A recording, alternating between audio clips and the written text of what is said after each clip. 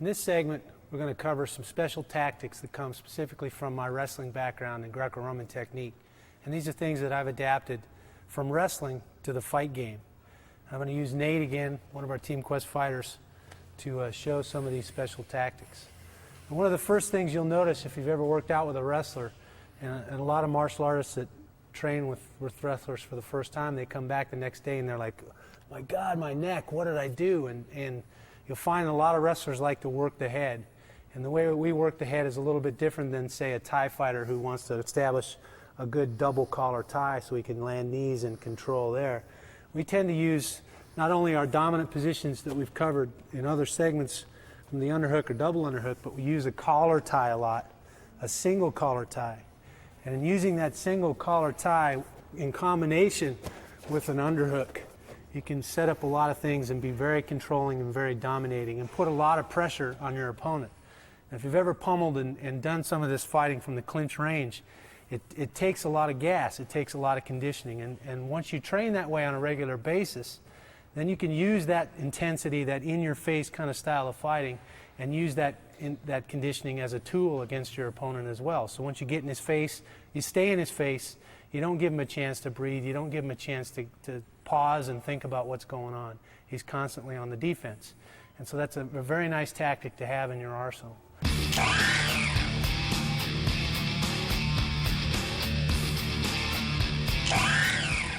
Now, using that collar tie, I don't want to just stand in front of my opponent and hold his head.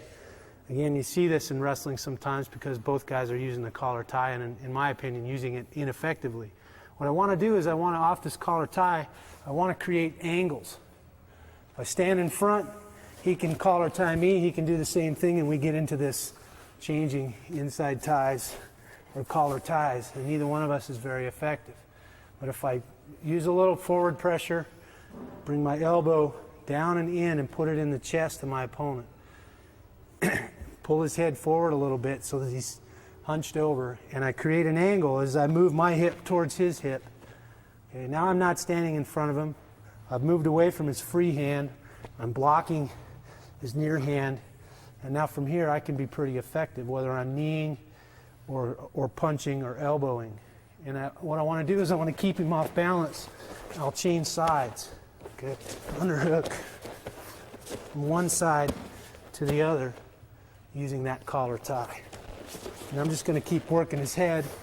And the more he resists and the more he tries to stand up, the more tension and the more difficult it is and the more tired he starts to get. So I want to transfer by moving my feet from one side to the other. Okay, so I become a little more unpredictable. I'm not just straight ahead out here in front in a more traditional tie collar. Moving, changing that angle from side to side. Okay, now when you start adding strikes and attacks to that position, it becomes pretty devastating. So once I establish my clinch and I work to that collar tie and I establish that angle, now I'm in a position to start throwing uppercuts or hooks or elbows. Okay, and again, it's pretty simple. If I'm uppercutting from this position, I've got his head tucked and in. I want to use my power, my hips. I don't want to just sit here and arm punch, although they may hurt and they may be irritating. You're going to do a lot more damage if you keep the punch short and choppy and you use it, throw it from your hip. So you bend your knees a little and you come into it with your power, the power of your hips. Now he's not just going to stand here and take it. He's probably going to cover and start to try and protect himself from that uppercut. Okay, as he does that, and then maybe I want to change to that hook. And in a combination, as he alternates, I alternate and go from one to the other.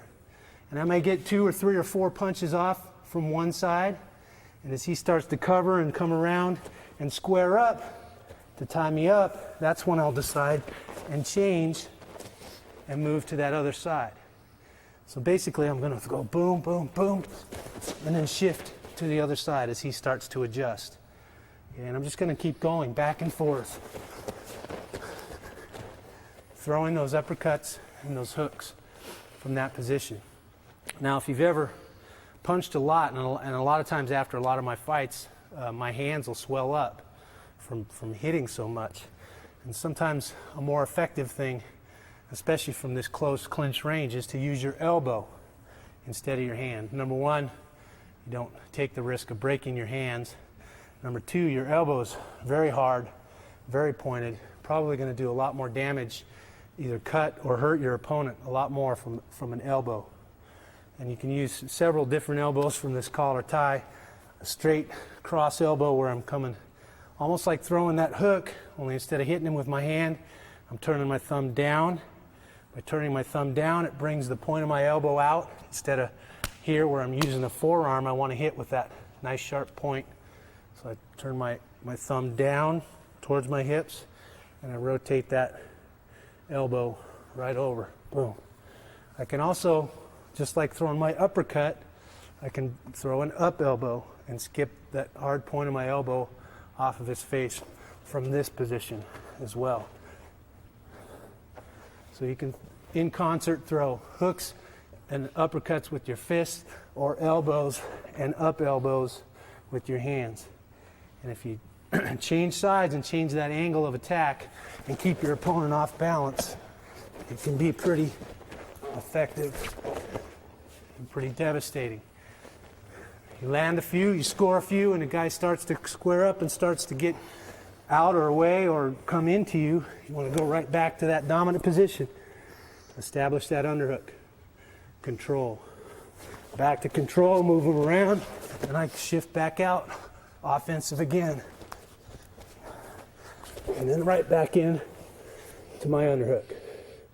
So short little bursts of intensity, score your points, land your blows, and then back to that position of control. You control the tempo of the fight.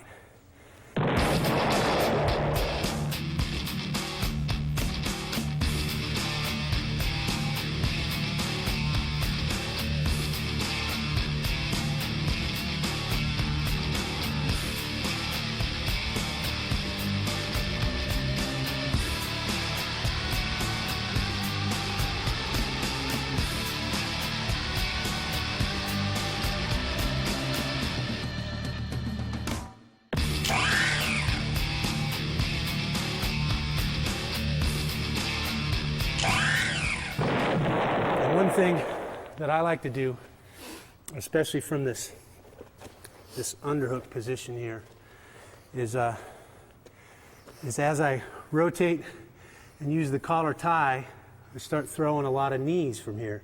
When you're this close, and you see a lot of Thai fighters, they do this kind of skip knees and knees up the middle. They're very effective.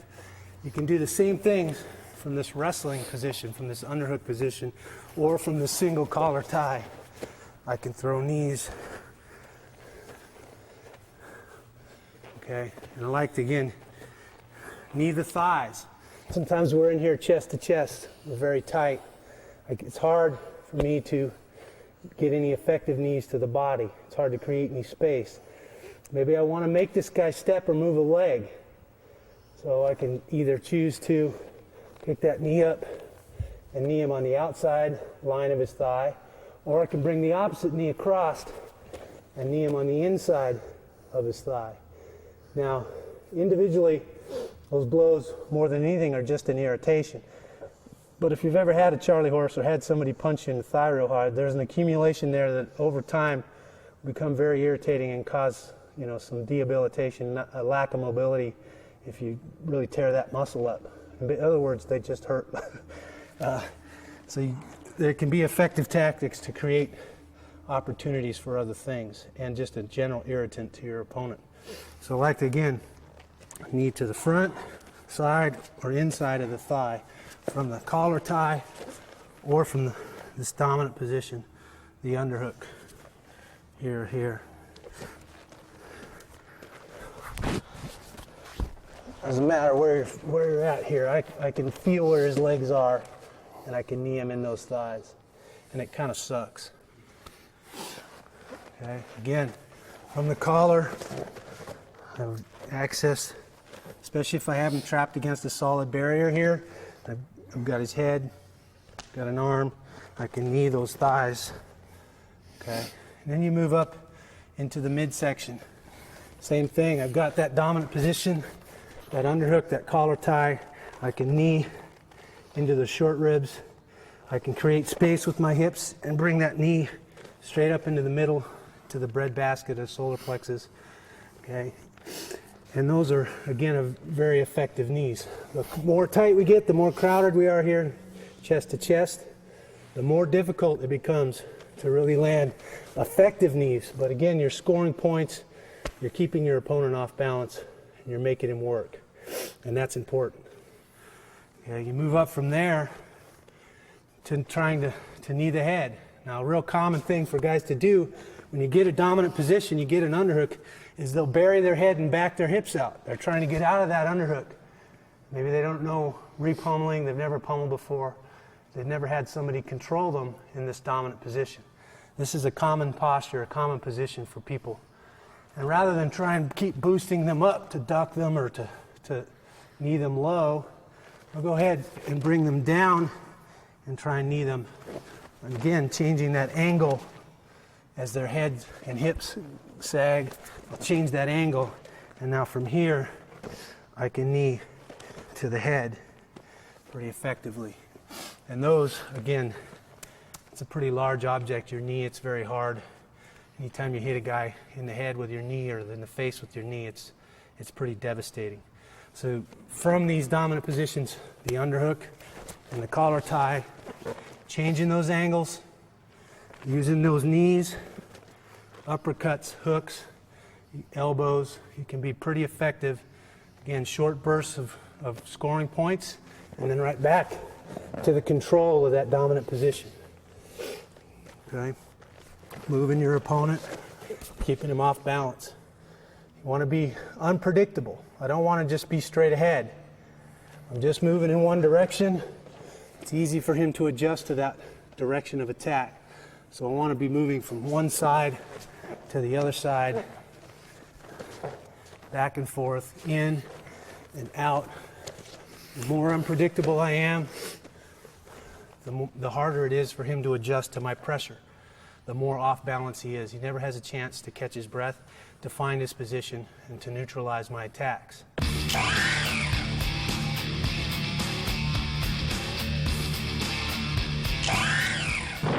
So the first thing you're going to find out is that this is a very taxing position. It takes a lot of conditioning, and you have to build up to be able to do this over a length of time. This pummeling and dynamic position of using the collar and the underhook and creating this kind of pressure on your opponent. Once you've trained and done it for a long time, again, you can use that as a conditioning tool to wear your opponent out. And that's very, very important. And I think you'll find that the intensity that a lot of wrestlers bring to this sort of thing is what a lot of martial artists or more traditional martial artists have trouble with. And we're going to go from using those elbows and uppercuts and hooks from that collar tie and landing those knees to a dominant position, but I'm going to modify this underhook that I use as a dominant position. And from that modified underhook, what I'm going to do is from this chest to chest position, I'm going to bring my underhook in and wrap my hand to my opponent's face. Okay? And this is going to do a couple of things. One, if I push his face away, I've got some counter pressure here from the collar tie. If he wants to punch me with that hand, I'm going to use that elbow on that collar tie to keep him from hitting me in the face. I'm going to create counter pressure by pulling his body into me this way and pushing his face away from me that way. Now it creates this counter pressure situation where I've kind of got him locked up, especially against a solid barrier. This can be real effective.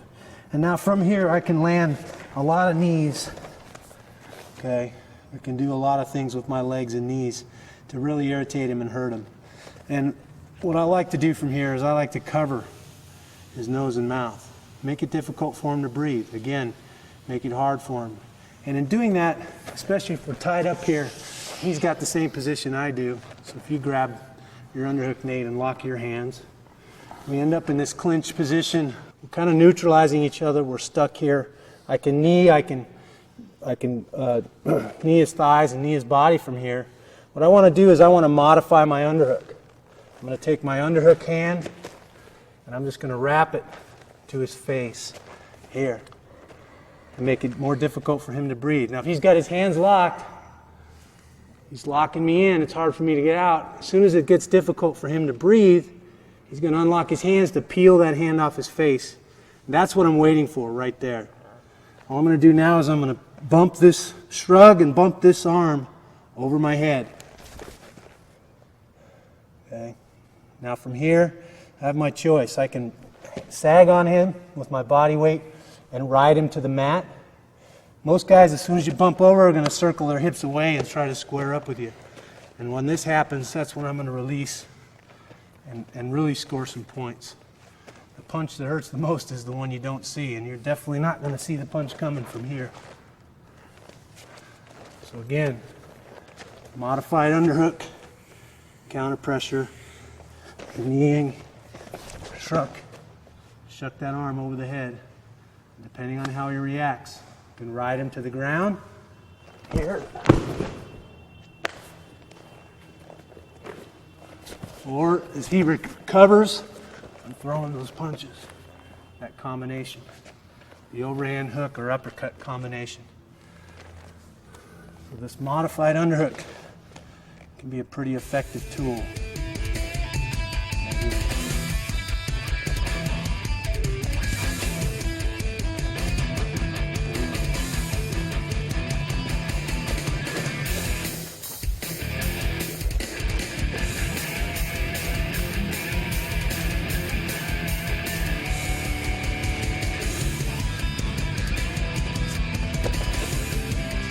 Up.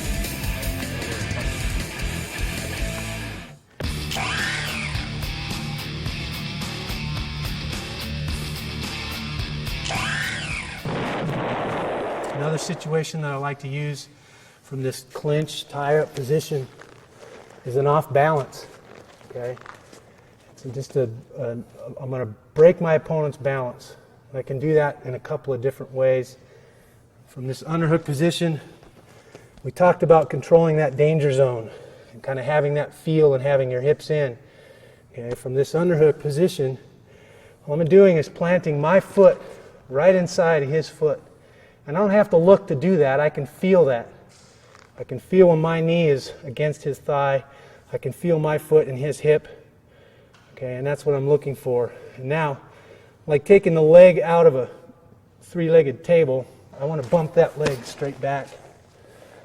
Bumping it out at an angle with my knee inside his. I'm shrugging my hip and bumping that out. Now as I bump it out, I want to take a half a step back and create a space for him to fall into between us. Basically, I'm going to snap him down or off balance him from this knee bump. Okay, and I'm doing this from my underhook. So the timing here is as I bump that leg out, I'm going to pound on his shoulder blade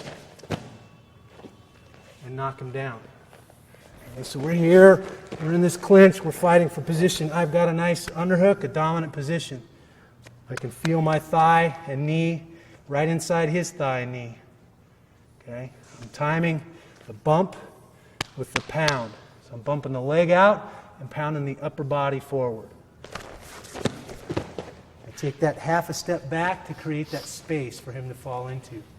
And if for no other reason than if you're tied in here and you're feeling like you can't get out and create the position or manipulation that you want, I can bump him off balance to change the situation.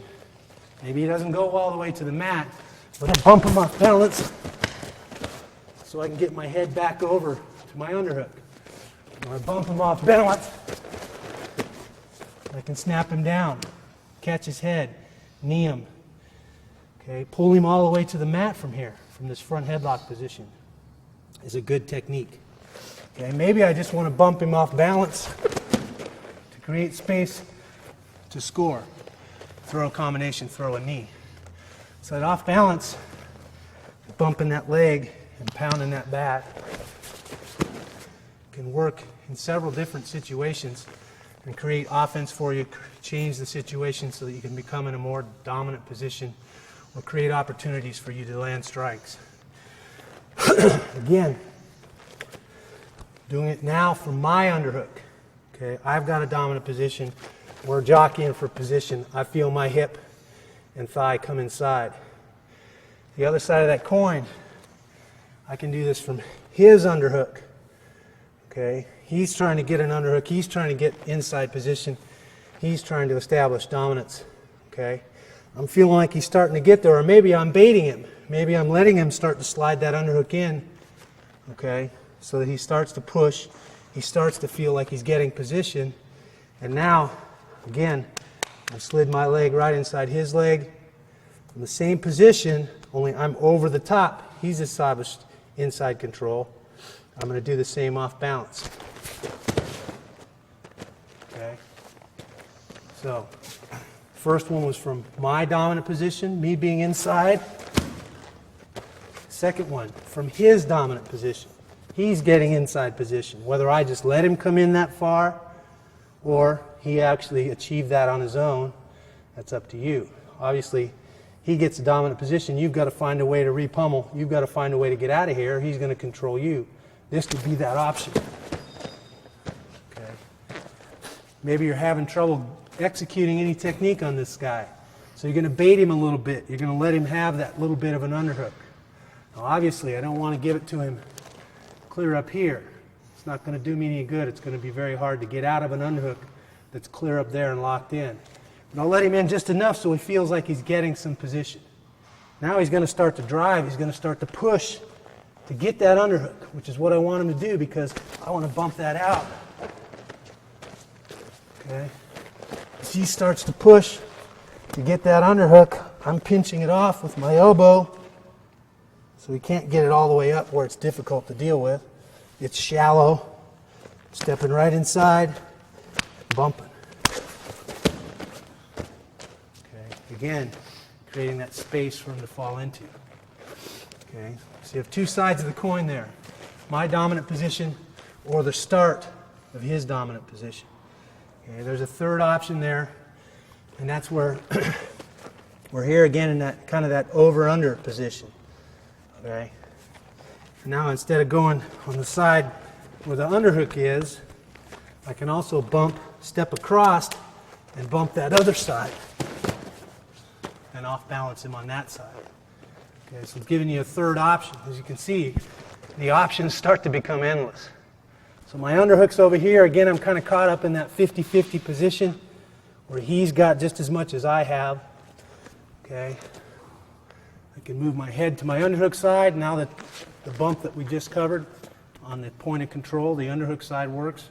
Or if I can't get over there, I can step in, okay, and bump on that opposite side. I'm bumping the cross knee. Okay. Again, change the position. Create an opportunity. Off balance your opponent. Keep him guessing as to what's going to happen here. Front headlock, knee, front headlock. Pull him to the mat. Just off balance him so you can create an opportunity to strike. Those off balances are very effective. You keep your opponent guessing, especially if he's giving you energy. He's pushing. It becomes a lot easier to off balance him. Okay, you're meeting his pressure and then you're bumping it out and releasing it. Again, bumping it out with your hip, creating that space for him to fall into. And that's real important. Okay.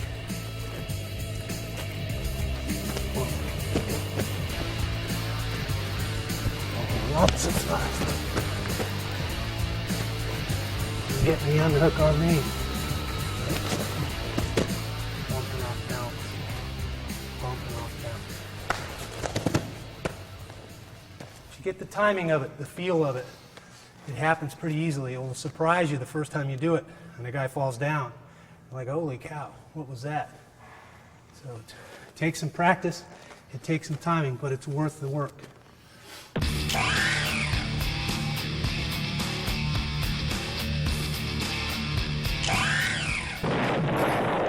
Now, I'm talking about one side of the coin, and that's being effective from this collar tie.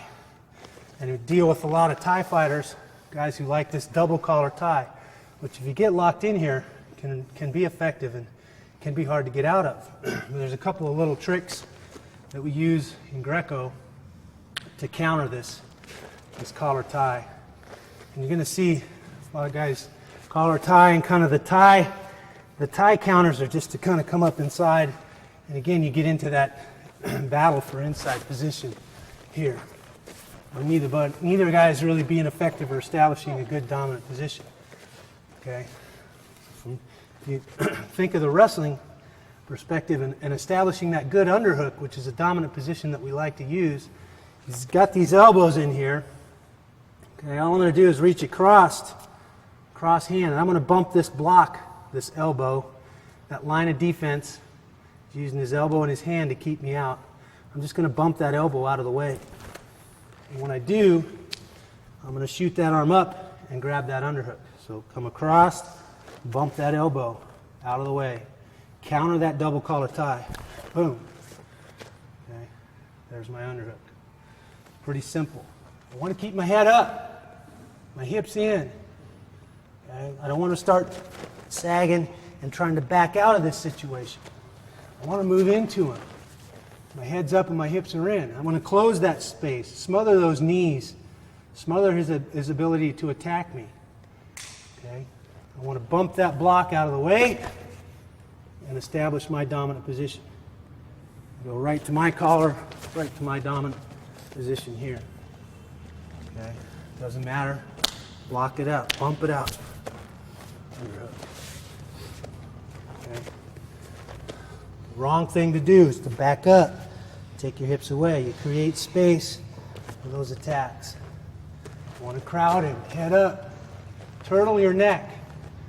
With turtling your neck, I mean you shorten your neck. You just shrug your shoulders and bring your neck down in so it's not extended and quite as long. The way you can resist the notion that you want to bring your head forward and back out of those positions, you can turtle your neck, bring your hips in, and stand up straight. It takes away a lot of this guy's leverage and his options for strikes. You turtle your neck, okay? You're bumping that elbow out of the way and digging for that underhook. And another option here as you turtle your neck is to just come outside of both arms, push those elbows together, and crowd into them. Now from here, you can slip your shoulders inside. Most guys don't expect you to move into them. They're used to people trying to push and get away and back out of this situation. So when you turtle your neck and you move your hips up into them, you'll catch them off guard. You'll take away a lot of their leverage on your neck. You're still going to have to fight out of the position, but you're going to, again, do what they don't expect you to do, which is to move into them. Another option that I like from here, from this double collar tie, is I'm just going to take my hand outside and reach around and try and grab the far side of Nate's ear here. And all I'm going to do is walk that hip into Nate's body. So as he has those collar ties in, I walk that, pull his head into me, walk my hips into his hips, and it forces pressure on this elbow and pops that hand off. So he's got that collar tie, just walking in, popping that hand off. As soon as that hand comes off, I'm going to dig for my underhook or my dominant position on that opposite side here. So again, I'm reaching around, grabbing the far ear, walking my hip into his hip here. Okay? Popping that hand off. As soon as that hand pops off, I'm digging for my dominant position on the opposite side. It can be a real effective way to go ahead and getting out of that.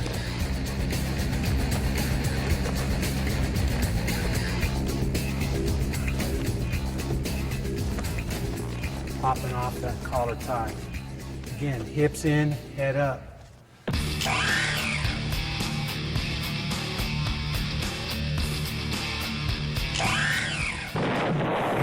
Now, kind of a special tactic that I've been using a lot lately on the ground as well as on the feet, especially when you have a guy trapped, you're in this clinch position, and that's to use a good shoulder punch. And it's kind of an old dirty boxing technique. And that his head is resting on my arm here. I'm just going to bring my shoulder back and forward and hit him in the face with the front of my shoulder. It's a nice hard bone there on the top of your shoulder. I'm going to try and bring that. And I don't want to come down and up this way because he's holding on to me. It's hard for me to come down. I have to come back. I bring my hips into him and then bring my shoulder forward. You can do the same thing when you have a guy trapped on the ground, but it's also effective. Again, little things you can do to change the position, to make this guy react to you, to irritate him, to frustrate him, to make him work. And the shoulder punch is another way you can do that. Again, stuck here, in the dominant position, he's trying to tie me up. Okay, I'm just going to shoulder punch him, hit him in the face with that shoulder until he adjusts or moves. Okay, it can be pretty effective. I'm using that a lot lately. So there's a lot of positions here from this dominant underhook and this collar tie. Opportunities for you to score. Land good uppercuts, hooks, elbows, knock your opponent down, keep him off balance, and generally just get in his face and make him work. Use your conditioning as a tool.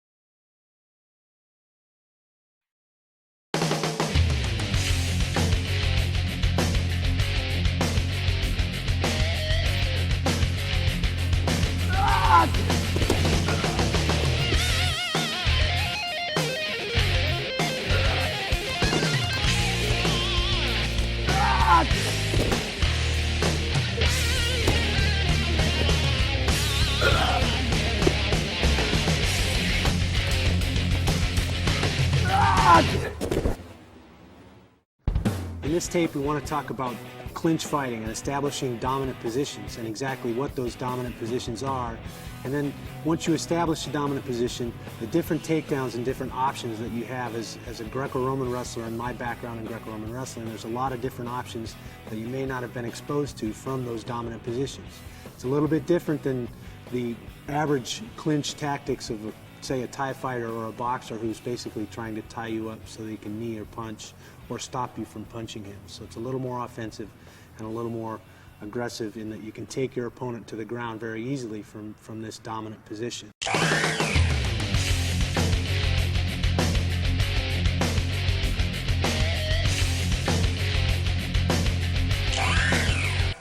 I'm fortunate enough to have Nathan, one of Team Quest's competition guys, here to work with me.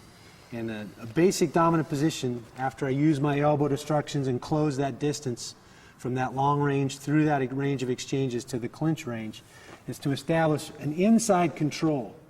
And when I say inside control, it means I'm eliminating lines of defense that my opponent has from keeping me from attacking his hips or his body, which is what I need to do if I want to take him down and control him.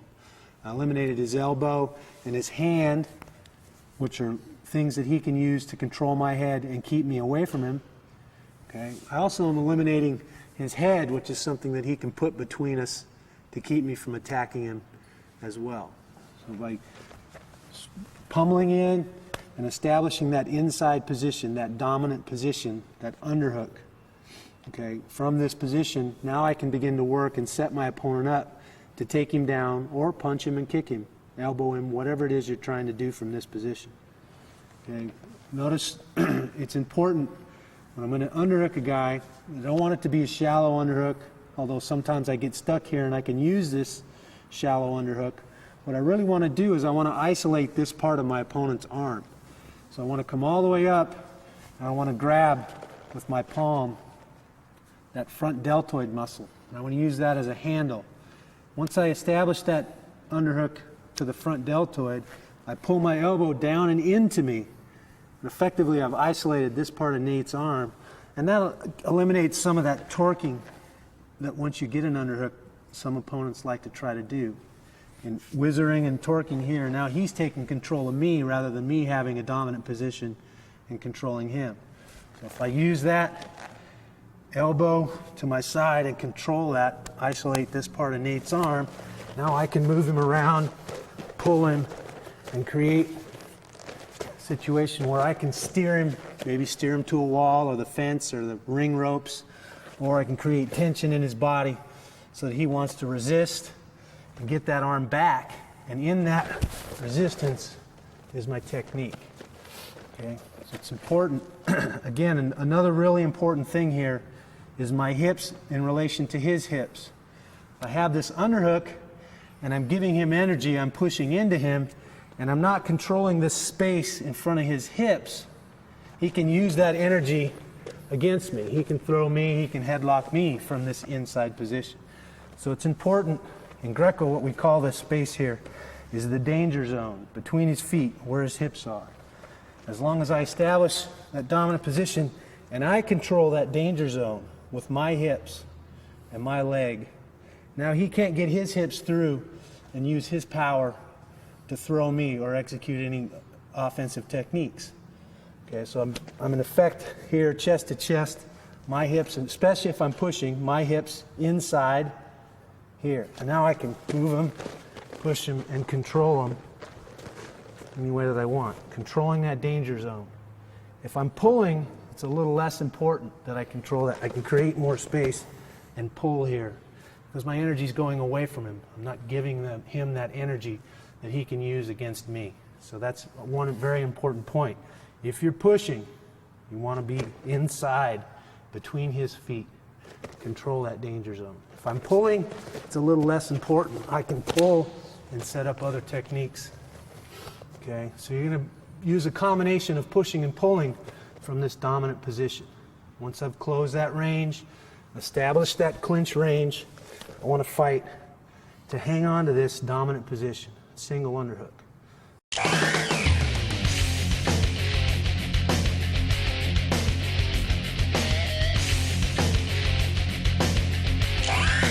Another good dominant position sometimes is the double underhook. Okay, in this double underhook position, and we're going to cover some takedowns from this double underhook position as well. Two places I want to be. I either want to be right up here behind Nate's back of his neck, high, so that he can't bring his arms down and over and lock. If I'm here in the middle, he can lock and take some control here and take away some of my dominance. Or if I'm high, I've got him stretched out and I'm controlling him. Again, I'm controlling that danger zone we talked about here. And now from this position, there's a lot of things that I can do. Another good place to put your hands is low, capturing my opponent's hips. And that, so you either want to be low here where I'm capturing his hips, or high here where I'm capturing his upper body and extending him. I don't want to be right in the middle of his back where he can wrap his arms over and take away some of that control. He could control my hips and throw me then, or twist and throw me down from that middle position. Okay?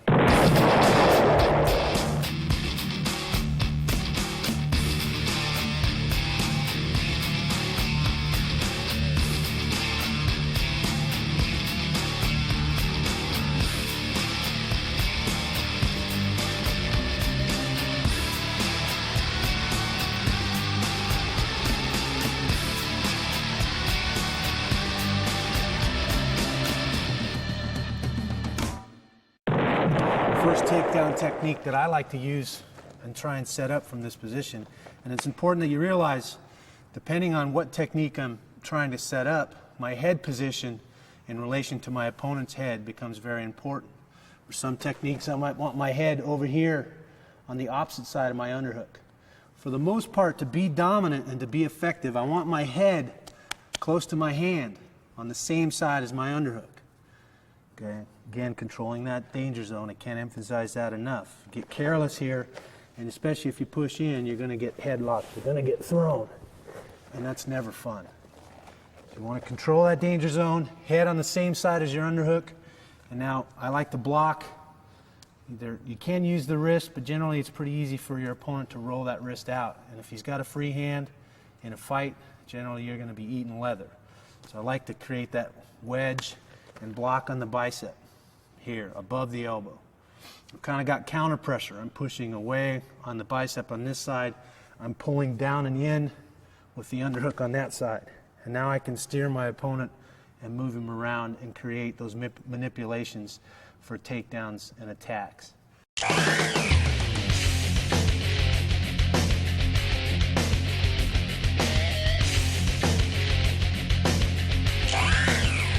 First takedown and attack is a simple duck under. Now I have my option. This guy's probably going to be trying to free that arm so that he can punch me with that hand, or at least free that arm so he can re-pummel and establish some position of his own.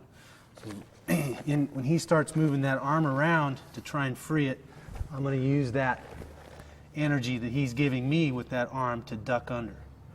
Okay, so he starts moving that arm around, I'm ducking under. I want to pull. I'm going to pull myself through and duck under here. Okay, now I want to drive my head through his body. As I come around the corner, I'm going to attack his hip. Okay, so I'll move him a little bit here. I duck under, and I'm going to come around the corner, driving my head into him here. Now he's going to get his Christmas goose a little early here, but it's important that I'm not picking up his leg, but I'm picking up his hips. Okay, I want to pick up his center, his hips. So again, duck. I'm going to go elbow deep through and pick up his hips here. Again, level change with the knees, not bending at the waist. Okay, it's important. All those little details make a huge difference in the success of your technique. So ducking here, coming right around the corner, head up and in, elbow deep. I want to capture his hip here. Now from here, I'm just exploding. I'm going to pull with this hand and rotate him to his shoulder and back. So I duck here. And I will put him right on the floor. Now, obviously, he's my partner. I don't want to slam him. I don't want to drop him on the point of his shoulder and hurt him. But you can see in a fight situation that you can be pretty devastating from this duck under and body lock position. So again, ducking, hands coming around, elbow deep, pulling and twisting as I lift. And I come out in a nice, dominant, cross-side position once we hit the ground.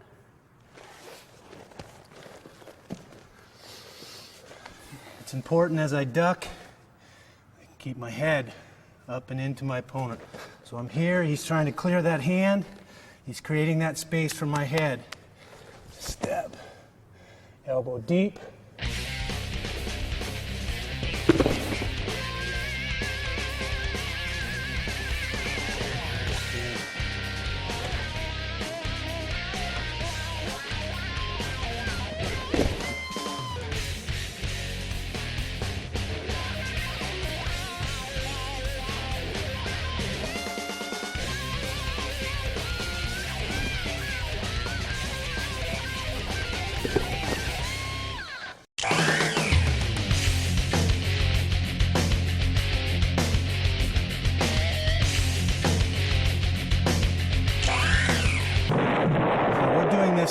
Kind of by the numbers and stopping in position to emphasize the different positions. But in real time, when you execute this technique, it would be all one motion. It's very explosive and dynamic.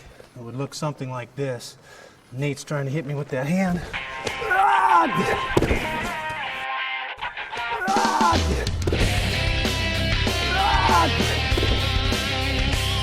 Another option from this underhook dominant position for a duck under, instead of ducking the far side, is to duck this near side. Again, I have control over this side of his body. I'm isolating that arm. I can easily raise my elbow and create space for my head on this near side. And then I would finish, once I execute that duck under to the near side, I would finish the same way. Okay. So again, maybe I'm going to pull and create that space. And I got a level change. Again, I don't want to bend at the waist. I want to bend at the knees. Level change rotate my head through that hole I created. Come right up, my head again, driving up and into my opponent. I don't want to go around him so much as go through him. Free hand, the underhook hand is going to free and come right up the back. Rather than be on his waist this time like we were for the other duck under, this hand is going to come out up here on the shoulder. Still going to use this to pull and create that rotation, that torque. I'm still going to capture his hip, just like we did before, not his leg. Okay, so I'm capturing that hip.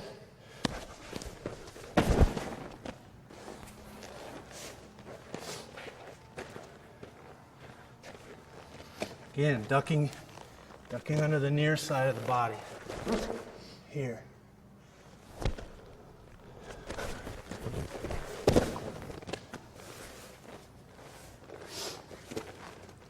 Pretty simple but effective technique.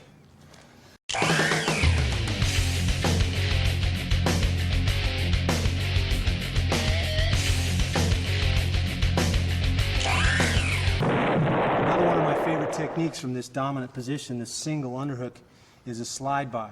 And in a real situation against a real resisting opponent, what's going to happen a lot of times is, again, I'm using this dominant position, controlling that danger zone, and creating tension in my opponent. I'm going to jack my underhook up and lean him over. Most people, when you push into them, their tendency is to push back. I'm predicting that by pushing into Nate, he's going to want to straighten up and push back. I'm counting on that, and I'm going to use that little prediction to execute this technique. Now, in this technique, I want to take my head across away from my underhook, because it's hard for me to slide by with my head clear over here. I've got to get through his skull to slide by and achieve the position that I want. So I'll cheat a little, and I'll let my head come across to the opposite side of his body. And as I steer him up, I think of this as a big steering wheel. I'm going to steer him one way. Now as I feel him resist and start to steer himself back into a more upright position, I'm going to release that pressure. And see how he kind of overcompensates. I'm creating tension. He's trying to steer himself back up. I'm releasing that pressure. Okay, now I'm going to time my slide by with that little release of pressure. So I'm steering him one way. As I feel that tension build and he doesn't want to go that way, I'm going to change levels. My head's going to slide right past his arm. Okay, where I have my arm in the pit of his elbow, I'm going to replace my ear. Put my ear right where my hand is, right here. So I'm here, release that tension, and there's that squat, that level change, head up, hips in, and I'm attacking. My underhook hand is going to drop right to that far knee. Okay, from this position, I'm going to drive my head through his hips, through his body. I don't want to drive him straight back this way. If I drive him straight back, it's going to be really easy for him to fall to his butt and pull guard, and I don't want him to do that. If I drive laterally through his body, we as humans suck at lateral motion. When I drive laterally through his body, I can straighten this hand and arm out and avoid his legs, hopefully, and keep him from pulling guard. So again, steering him one way, release, level change, attack, and now I'm going to continue to drive through him, straightening out that bottom arm, driving my shoulder into his stomach, and coming out in a cross-side position.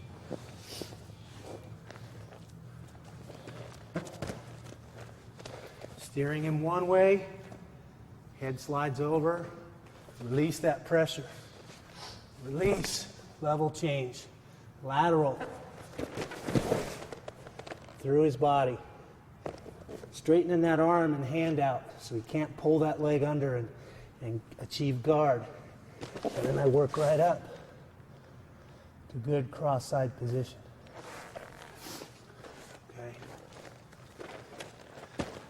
So in real time, it would look something like this.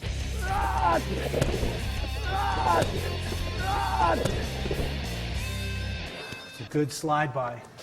The nice thing about that slide by is you can use it when you've got a guy trapped against a wall or a cage or the ropes. So he's got his back against something solid. It's nice to steer him and slide by. Or you can do it right in the center of the ring. It doesn't matter. You can set it up in either place. Another nice, simple technique. And again, I emphasize simple in that if I miss the technique, if I don't get the technique, I'm not in a lot of danger. If I take a shot on somebody and I'm here and I screw the shot up, I'm underneath him. I'm carrying his weight. He can choke me. He can knee me. He can do a lot of things to me there. Where these are lower risk techniques in that if I miss my slide by and I don't get it, I'm really not in any danger. If I miss my duck under and he turns and faces me, I'm really not in any danger. I just missed the technique. I continue to fight and stay in a more neutral position. Low risk. It's really, really important.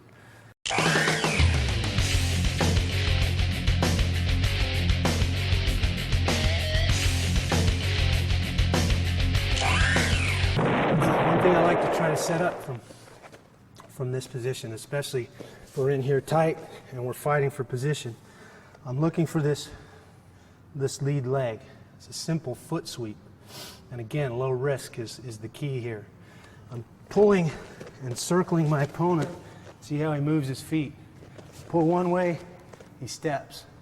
Pull the other way, he steps. Again, that's something I can predict.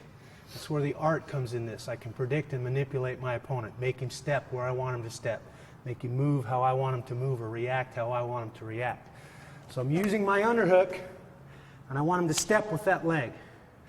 In order to get him to step with that leg towards me, I need to move away from that leg, circle away. So as I circle away, here comes that leg.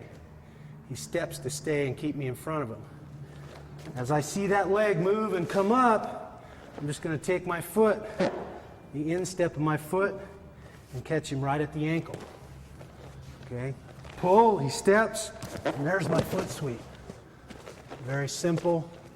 Again, if I miss the technique, what have I lost? Not a whole lot. Still have good position. The worst thing that's going to happen is I'm going to kick him in the leg. Okay? So it's a good low risk attempt. You might get it, you might not. If you get the timing down, again, there's some timing involved in picking up this foot as it comes forward. Okay? Pull. There's that foot right there. I'm pulling on that underhook, manipulating him, making him step. Pull. There's that foot. Pull, making him step. I'm looking for that foot as it comes around. Sweep. The idea is to catch that foot before he plants it on the ground again. Obviously, if he's got his weight on it, all I'm going to do is kick him in the leg. So as it moves from back there to up here, I want to catch it. And he goes down. Pretty simple foot sweep. Get that timing, pulling on that underhook. Okay, so a real simple foot sweep.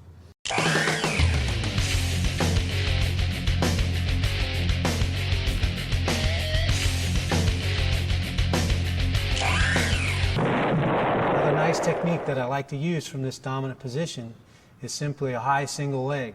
And all I'm going to do is, again, I want to make Nathan step towards me. So I want to circle away from that leg that I want to attack so that he has to step towards me.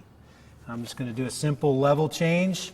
I'm going to shrug this shoulder up over my head, almost like it's a shot put. I'm going to shot put that shoulder up. My blocking hand here is going to reach for the inside of Nathan's leg, and I'm going to change levels and squat to this position. What I want to do again is I don't want to pick up his leg. I want to pick up his hips. So I should let my lock slide right up into his groin, right up into his crotch, so that I'm picking up this near hip. So I'm moving him here. Again, heads up, hips are in, good, powerful, athletic position. Locked here. Once I get this lock, it doesn't matter what Nathan does. He can turn his hips and try and face me, okay, and resist. All I'm going to do is lift. My head's going to drive into his chest. My back leg here is going to cut the back of his thigh. And that counter pressure of my leg cutting back here and my head pushing here is going to topple Nathan over backwards. So I'm here. Okay, I lift and shrug, shrugging backwards here. This leg coming into the back of his thighs, my ear, my head, into his chest. Okay, again, really nice technique when you've got a guy trapped against the wall. I've got him trapped there. It's easy for me to adjust down and capture that near hip, that near single, high single leg. Here. Pop, lift. Take him right to the mat. Again, coming out in a good cross-side position, avoiding that guard or the necessity of passing that guard if I have to. I'm going to make him step, level change, here, lift, okay, drive the head, bring the knee. Now in real time, it would look something like this.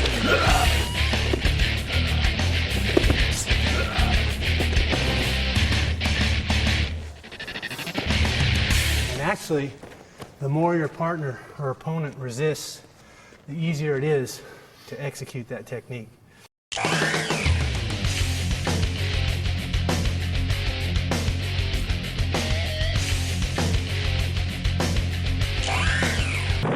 Another nice technique here is an inside trip. Now the inside trip is a little more of a commitment.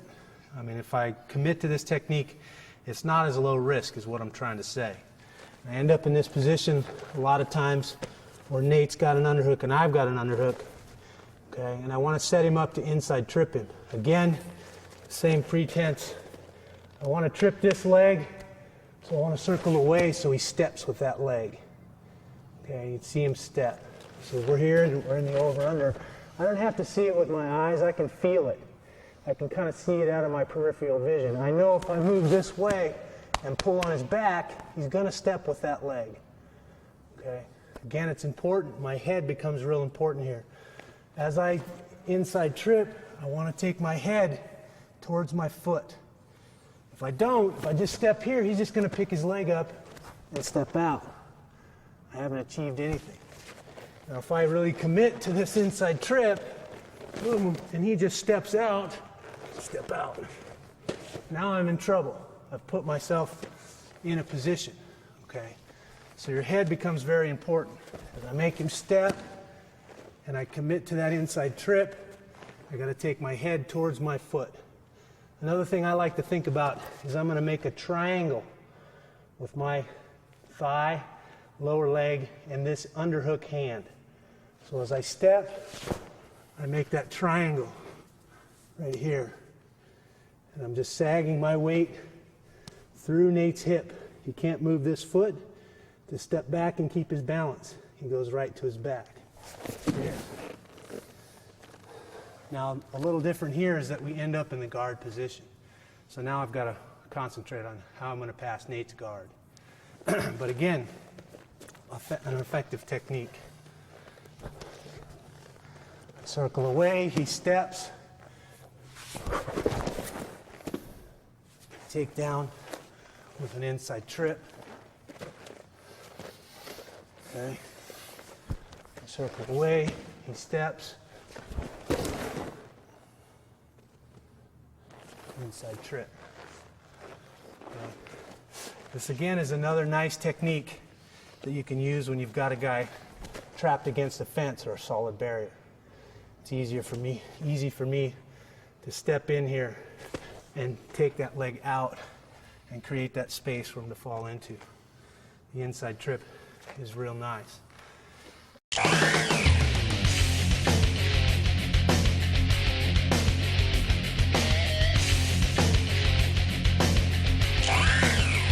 Another technique, again from this dominant position, and we're just going to rattle off techniques because there's so many options. There's so many things that you can do from here, and you got to figure out which ones you like, which ones fit your style and your body type. But another nice technique from this position is a knee block.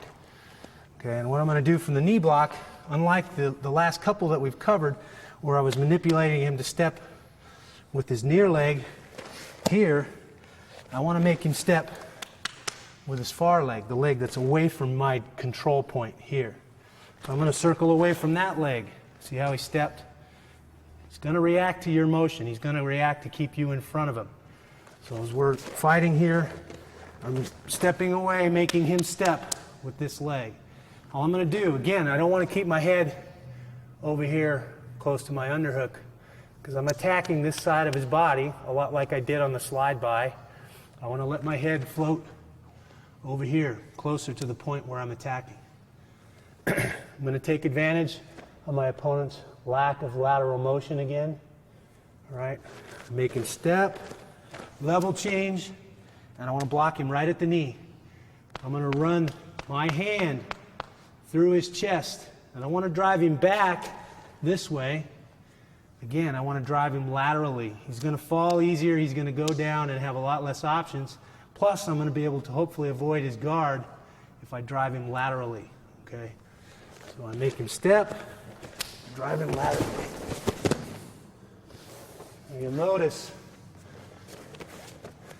as we come down, I draw an imaginary line between him and me. I don't want to get tangled up in his legs. I don't want to come down on his knee. Okay? So I draw an imaginary line between us. As I knee block and run him over, I'm going to stay on my side of the line, and he's going to stay on his side of the line.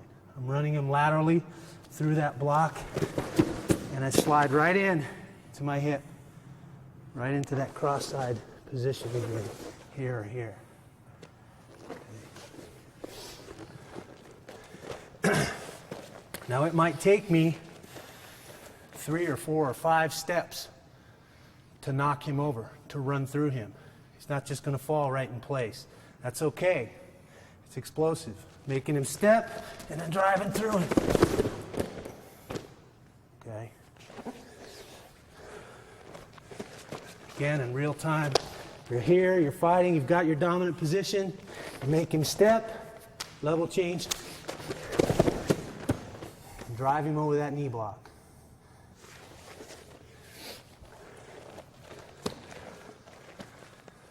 Okay, pretty simple. Again, low risk. Low risk technique. If I miss it, I know right here if I'm going to get it.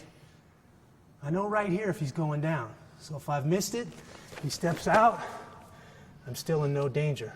Low risk. Okay?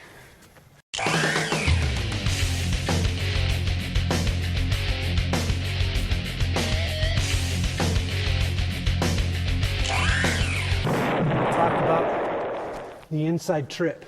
Being in this body lock position. Okay, the inside trip is a good option from that body lock position. Another option from the body lock position where he's got the same thing I have.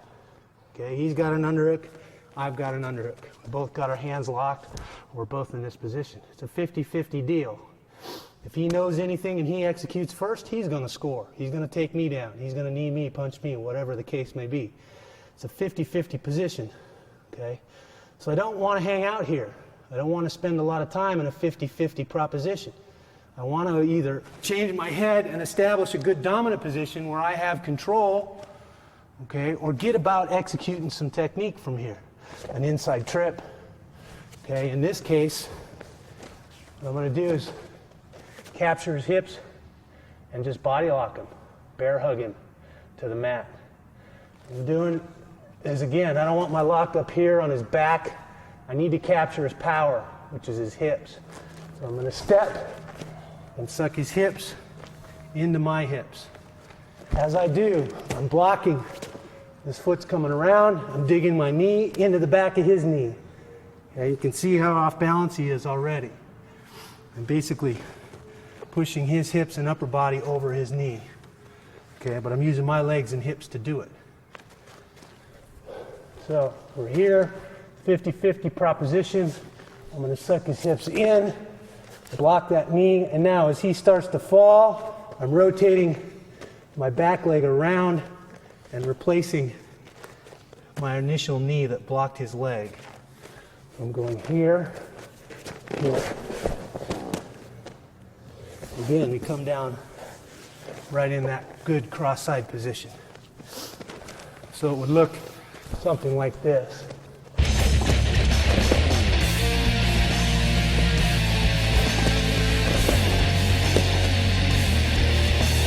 More about establishing position and executing technique before he has a chance to execute technique from that 50-50 position. Okay, it's real important.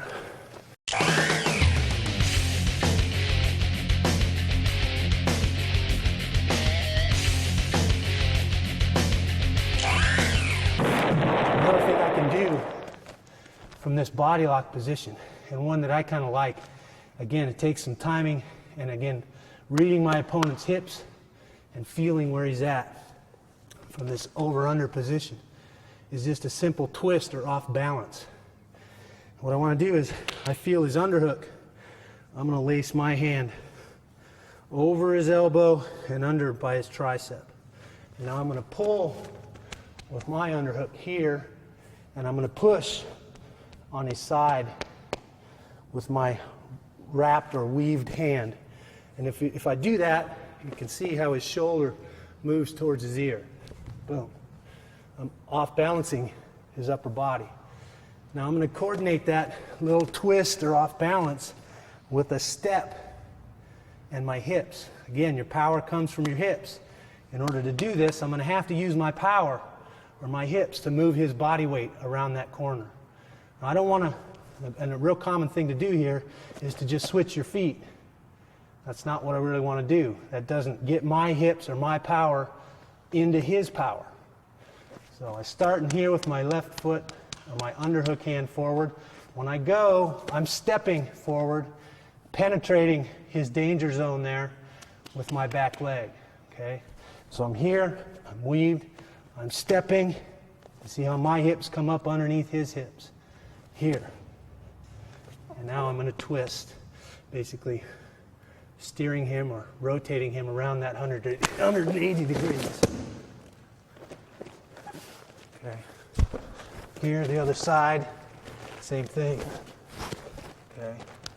Pulling here, pushing here, twisting with the hips.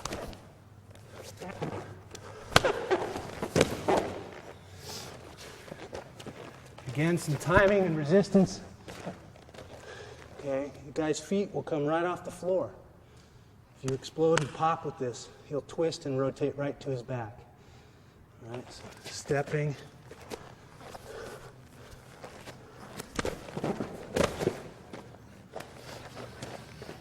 Okay, so we're here, we're pushing, we're pulling, we're fighting in this position.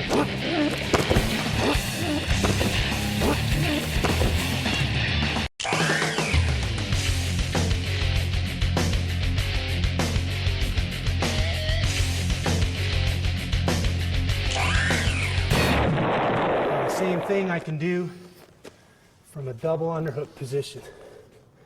Okay, again, locking high. Same rules apply. I got to use my hips, my power, if I'm going to twist him from that double underhook position. From here, I'm controlling with my hips, and now I can rotate a long ways this way, pivoting on my toes, a lot faster than he can move his feet and keep his balance. Okay, from here, I step, I've loaded him on my hips, and now I'm going to twist back that way.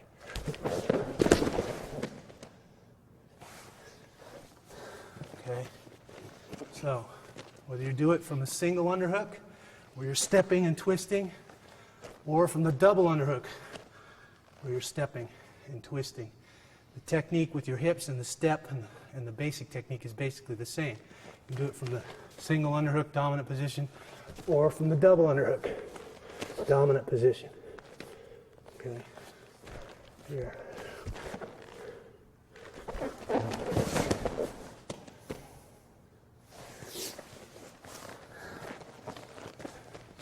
Same thing is true of the inside trip. In this double underhook position, all I need to do is circle away here. And I can inside trip from that double underhook dominant position. Pretty low risk. The only thing I don't like about it is I come down in his guard. I still have to pass his guard. But it can still be an effective takedown, especially against a guy you're having trouble manipulating. you're having trouble controlling. I get him here, and I don't want to let him go from here. I want to make him fight from here. Steps, inside trip from the double underhook position. Okay.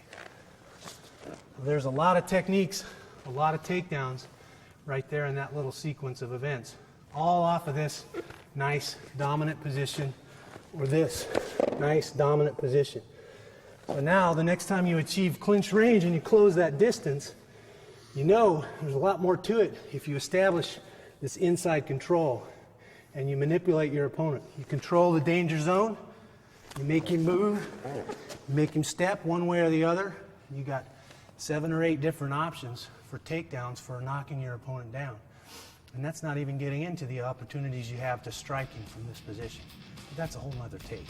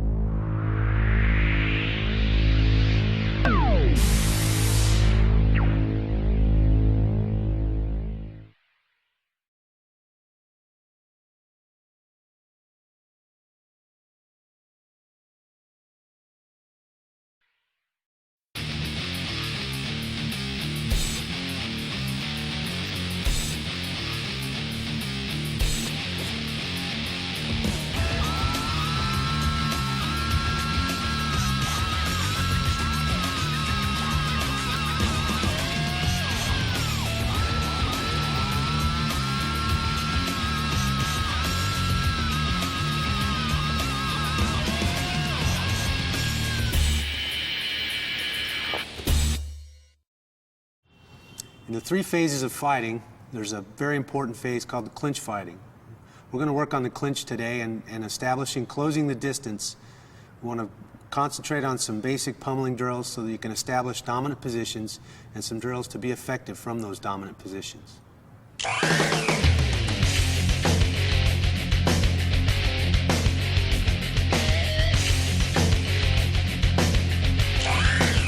We're going to start today with some defensive positions and elbow destruction and some ways to protect yourself as you try to close the distance. Helping me today is one of our Team Quest fighters, Nathan Corey. So it's very important as I control this distance, I either want to be in long range where I can't be reached by my opponent, or as I move into that middle range, I want to make sure that I'm covered. That I've covered my chin and my face, because you always know where the target is. The guy's going to try and hit you or kick you in the face. I like to use an elbow destruction where I'm just sliding my hand up and putting my elbow in front of that target, either here or here. So as I move through that middle range or range of exchanges and establish that clinch range, I'm covered, I'm protected. And then once I establish that close range or attached range, I can start to fight for those dominant positions, the underhook, okay, or the double underhook, using that collar tie. We're going to go through several of these positions and make sure that we can protect ourselves and then establish that dominant position we're looking for. Okay, so I want to use that elbow destruction,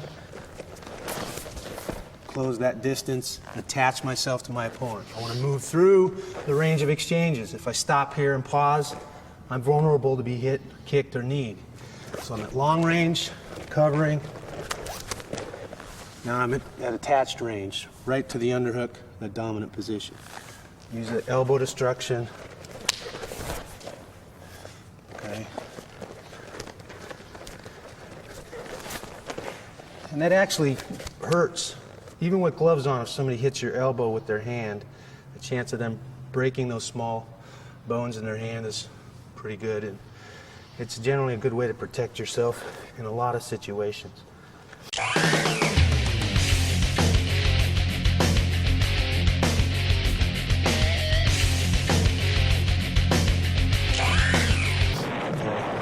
First thing that I like to cover after we go from protecting ourselves and moving through that range is different ways to close that distance one of the ways I can use is to bait my opponent into coming into that middle range, so that I want him to try and punch or kick at me. And again, that's where being covered so that I can slip that punch and penetrate. And that penetration could either be a level change to a takedown, or it could be penetration to the clinch or attached position. So we'll give you some different points of view for this elbow destruction so you can kind of get it from different angles. And again, I'm using the elbow destruction to move through that middle range, to slip that jab or that punch, and attach myself to my opponent, move into clinch range. So I'm here.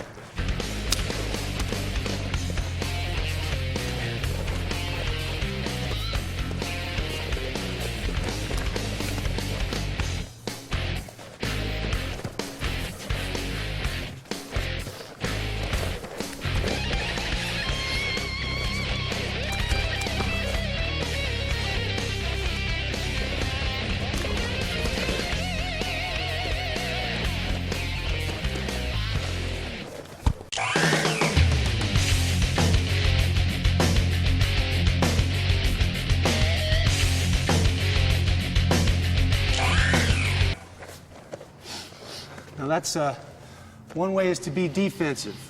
Bait your opponent into moving into that middle range and throwing a punch or a kick so that you can close the distance.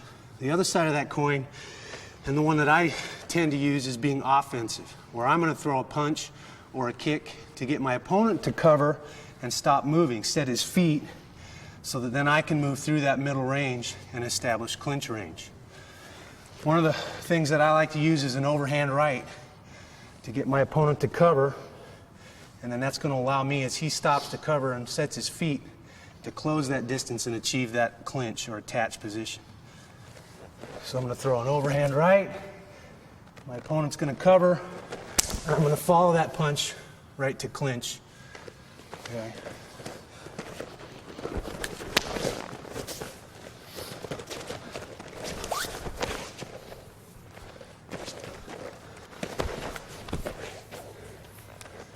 It doesn't have to be an overhand right. I could use a jab the same way. Again, I'm just sticking something in his face, making him cover so that I can force him to stop moving his feet, and now I can close that distance and move through that range of exchanges.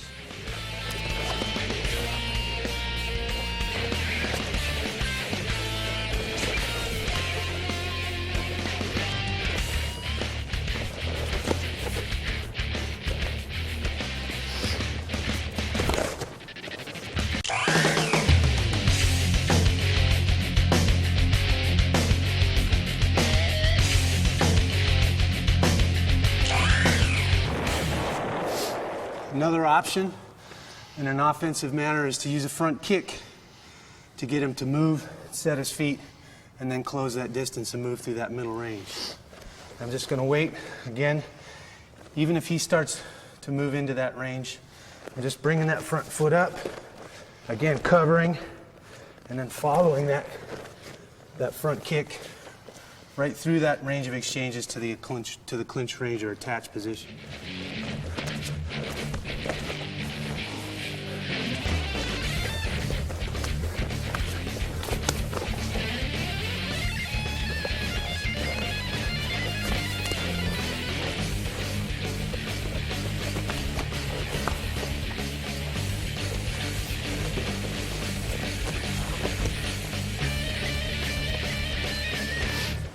It's important, again, that I control the distance. I don't move into that range or allow my opponent to move into that range until I'm ready to move all the way through it and attach myself to him. If I stand in that middle range, I'm asking to be hit, and you're going to get hit. It doesn't matter. As long as I stay in this range, sure, I can hit him, but he's going to hit me as well. So it's important. Long range, outer range, so he can't reach me, he can't hit me. I don't move into that range unless I'm baiting him to be offensive so I can slip and attach myself to him. Or I only move into that range if I'm going to be offensive and get him to cover so I can move through that range and attach myself to him again in that clinch position or attached position. So it's very important, and you might want to work some footwork back and forth, get used to controlling that space and knowing how long your opponent is. so that I can establish that range and whether or not I'm in danger or just out of danger. It's important to control that distance. Use your footwork and move to control that distance. So I can close when I'm ready to close, and then in doing that, I control the tempo of the fight.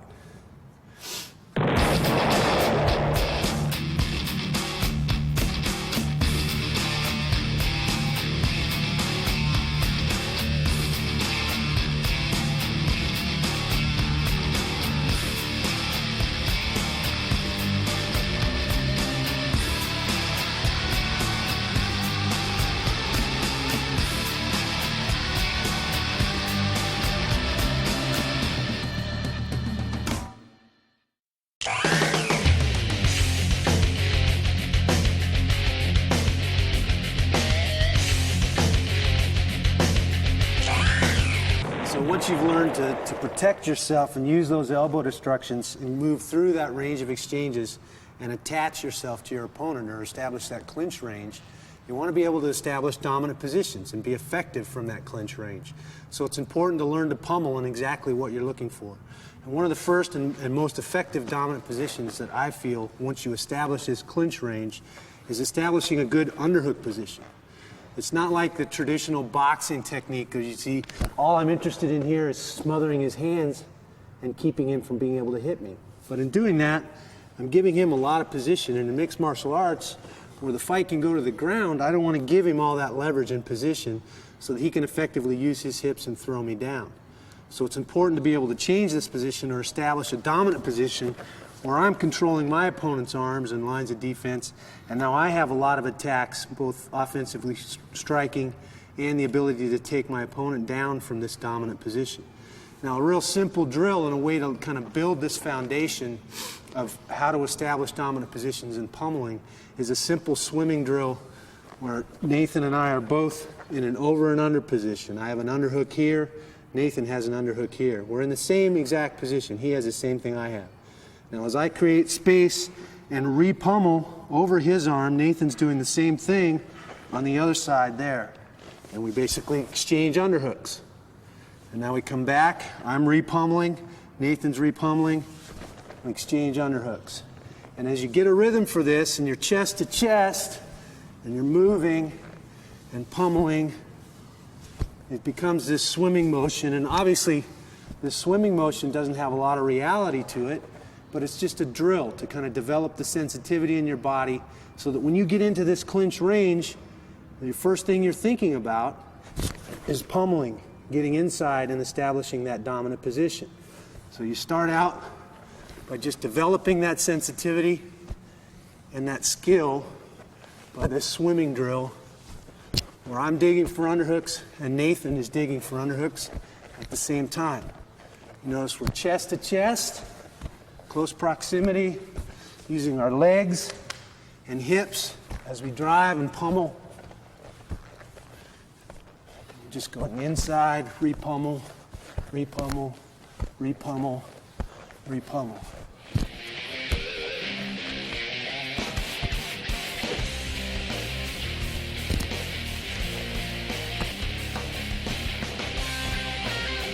You can pick up speed as you get more comfortable with the drill. It starts to become faster.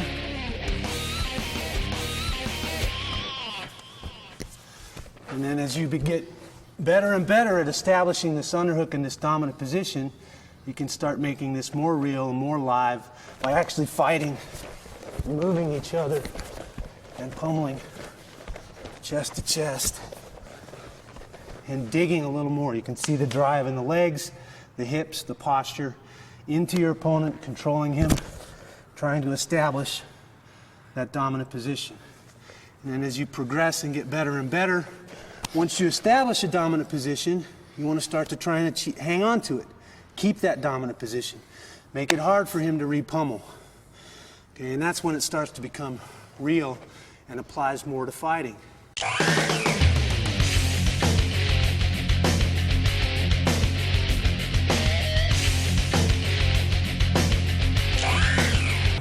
And then there's a few things that we like to drill and develop some skills and offensive techniques for takedowns off of this simple pummeling drill.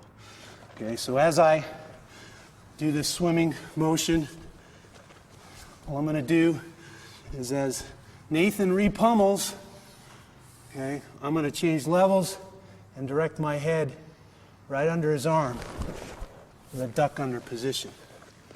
Okay. Now again, this isn't a real situation where he's resisting and I'm in a dominant position and I'm trying to set up a duck under, but you need to develop the technique of being able to change levels, timing, be able to attack your opponent's body.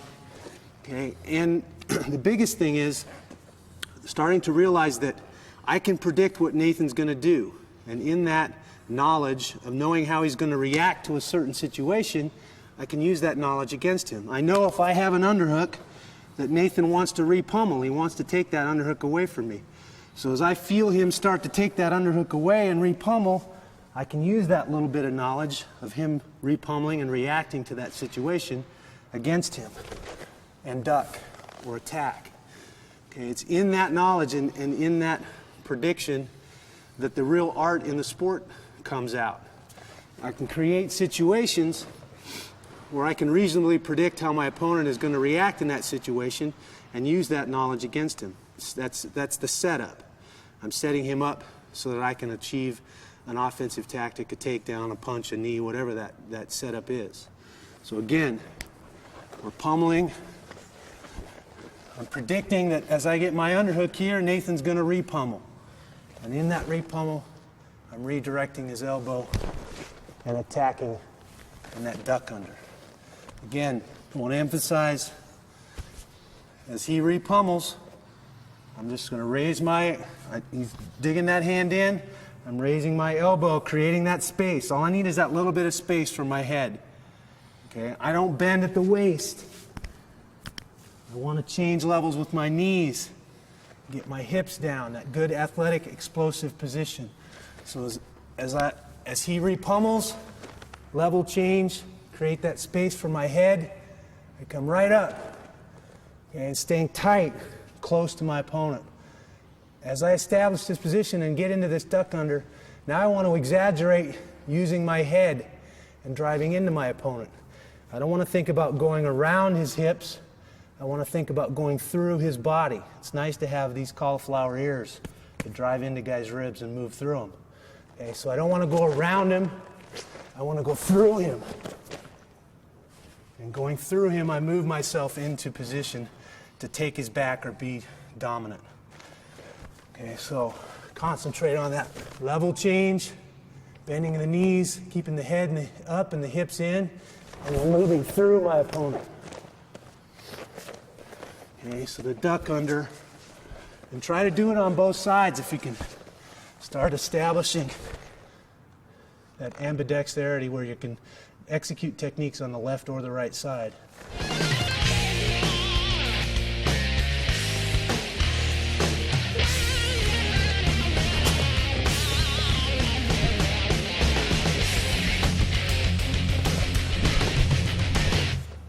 And now what you do is you trade back and forth.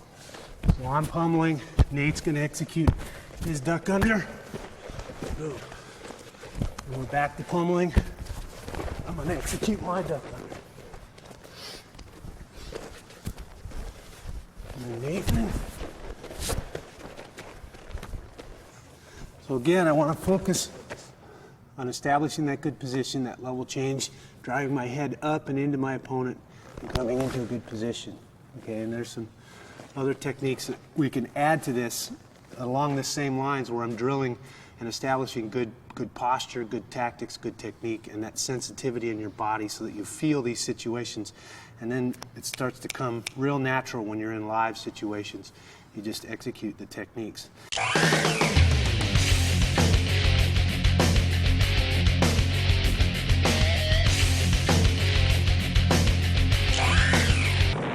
Another one of the techniques is what I like a slide by, and it's one of my favorite techniques. And again, it comes off of that repummel. I can predict when I have an underhook that Nathan's going to want to take that underhook away from me and repummel. As he repummels this time, instead of repummel again for me, instead of going under that arm, I'm going to redirect that arm and trap it to his side. Okay, so I'm sliding my head past his arm and then trapping that arm to his side, a slide by. Okay, sliding my head by, trapping that arm to his side. And again, I don't want to take my hips around the corner here and around him, because that's just going to allow him to move his feet and face me with his hips. Okay, as I slide by, I want to drive my ear and drive my head through his body. Okay, obviously, Greco Roman Wrestling, I'm not allowed to grab below the waist, so the hand would be up here. In a fight or freestyle or any mixed martial arts competition, I can attack the legs and trip and use the legs, so that hand would slide right down to that knee. Your knee being the weak link and the joint that only moves in one direction. So I want to take advantage of that. Especially when I grab Nate's knee, he doesn't move very well laterally. So I want to take advantage of that lack of lateral motion by us humans and drive through. Okay. Again, off of the pommel, slide.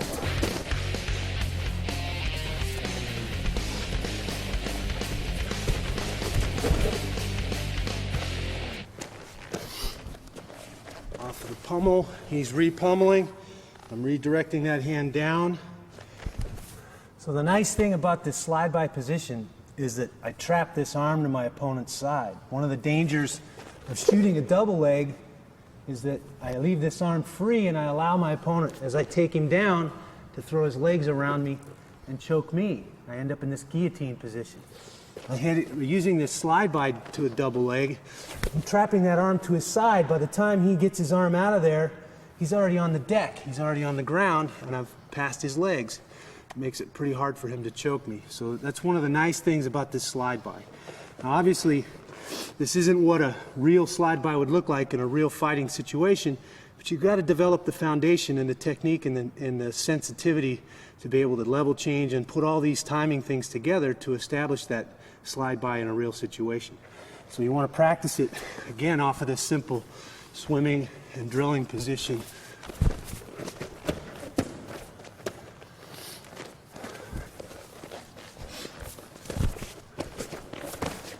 Okay, and you can trade back and forth again, just like the duck under. Nate can do a duck under or a slide by, and then I can do a duck under or slide by, back and forth in this swimming, drilling position. So Nate hits his technique, slide by. And I hit my technique, duck under. Nate goes back, his turn.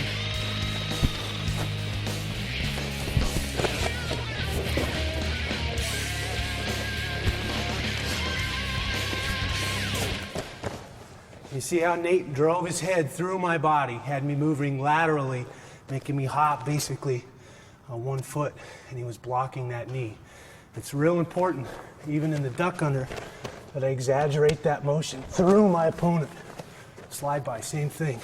Through, across. I want to drive him straight back. Again, in driving him straight back, he's going to pull guard, and I want to avoid that guard position and not have to worry about passing the guard once we hit the ground. That's important. Level change, hips in, head up, that athletic position we're always trying to achieve.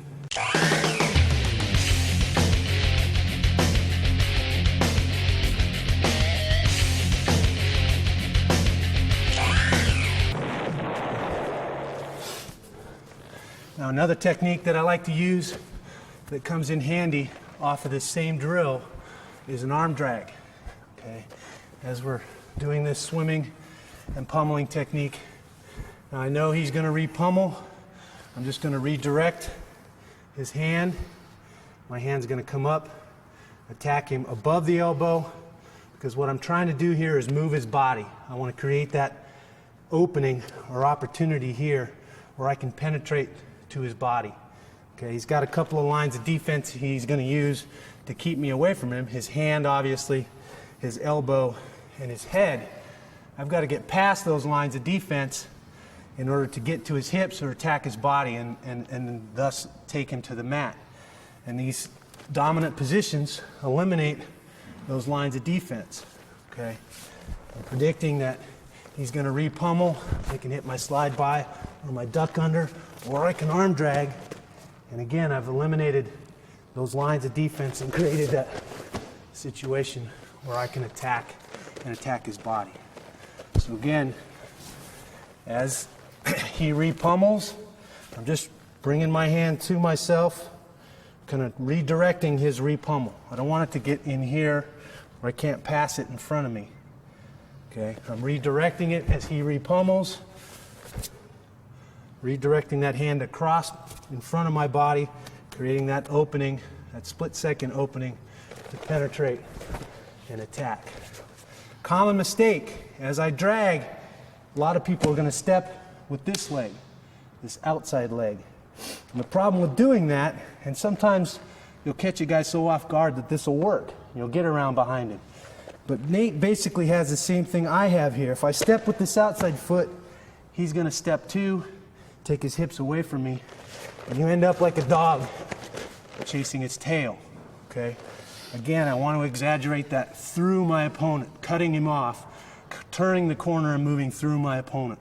So as I drag, I don't want to step around him. I want to step through him. I'm cutting him off, stepping across where he's going to be.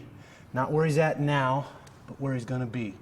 Okay, so as I drag, I step across through my opponent and drive through him and attack him here. Now he's got no option. He's going to have to bail out. He's going to have to go down to the mat and create something from a ground fighting position. Okay, so again, the swimming position, I'm just going to redirect that hand.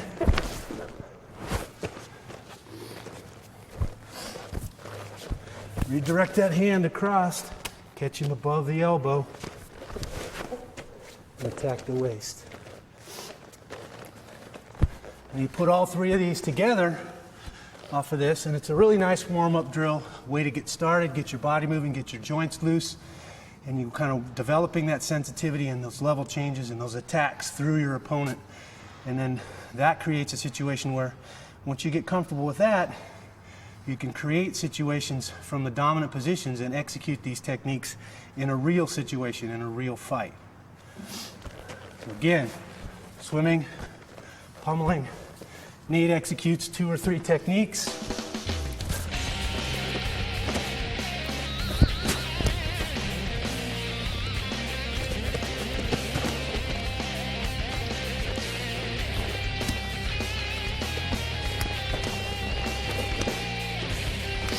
And then it's my turn. I execute 2 or 3.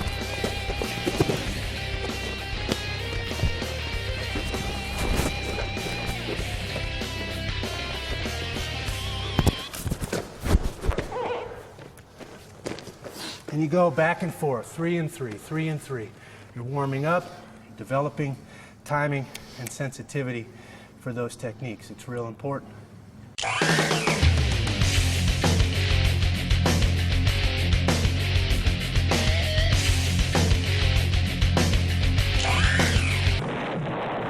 I'm very fortunate in that I have a great workout partner in Nathan, and workout partners are very important and very hard to find, good ones sometimes.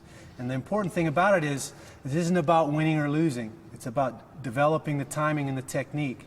And so Nathan, in this situation, is not giving me a whole bunch of resistance. We're basically cooperating. We're working together so that we can both develop the timing and the sensitivity and execute good, proper technique. And that a lot of times is really hard to find. So it's important to find a good workout partner. Find somebody who you can work with, who doesn't have an ego, who doesn't have a problem with letting you take them down or letting you execute good technique. And this goes all the way to light sparring, to punching and kicking. It's not about whether or not you got hit. It's about developing that technique and developing those good execution of combinations and all those things. And this is no different. So as we pummel, we're giving each other resistance, we're making it as real as we can, but at the same time, Nathan's going to allow me to level change and drive through him and execute that good proper technique, or that arm drag, or that duck under, or whatever the technique is that you're drilling. And it's important that you be able to cooperate and work together so that you both, in the long run, come out ahead.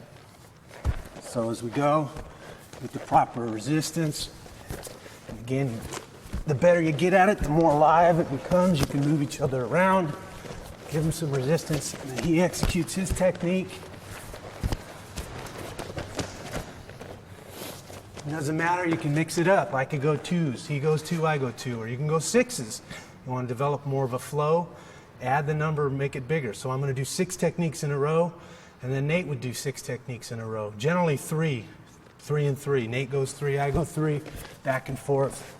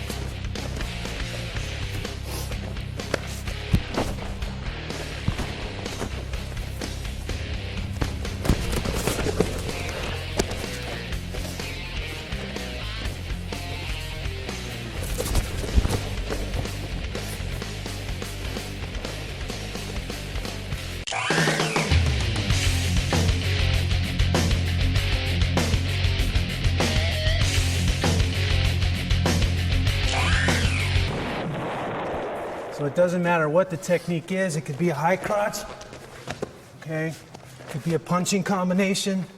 We're working together, giving each other resistance so that we can develop that sensitivity and be able to execute that technique and timing. It doesn't matter whether it's a combination of kicks and punches or a takedown or this pummeling drill that we're working on now.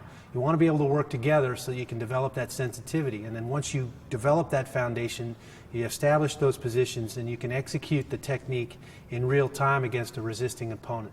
So it's important to check your ego at the door and find a partner that you can work with who's going to give you the proper amount of resistance and give you some different looks, but still allow you to execute the technique and develop that. Now it's, again, if we take this from the top and kind of review what we've covered, we started with controlling the distance using your footwork to stay out in long range and create some situations where you can use an elbow destruction to protect yourself as you move through that range of exchanges or that middle range and then establish that dominant position or that clinch. Okay, once you attach yourself to your opponent, we use that underhook as a main dominant position, and then we establish that swimming position as a drill to kind of develop that sensitivity of repummeling, fighting for that inside position, fighting for that underhook. And then off of that swimming position, we worked on that level change, that good athletic position, changing levels, keeping your head up and your hips in for the duck under, for the slide by, for the arm drag. And then we talked about using that cooperative state of mind so that you and your opponent are giving each other resistance, but not trying to stop each other from executing the technique. You want to develop the timing and the sensitivity and the proper execution of the technique so that you, when it comes time to really get it on in a fight situation, you have that foundation so that you can execute the technique properly.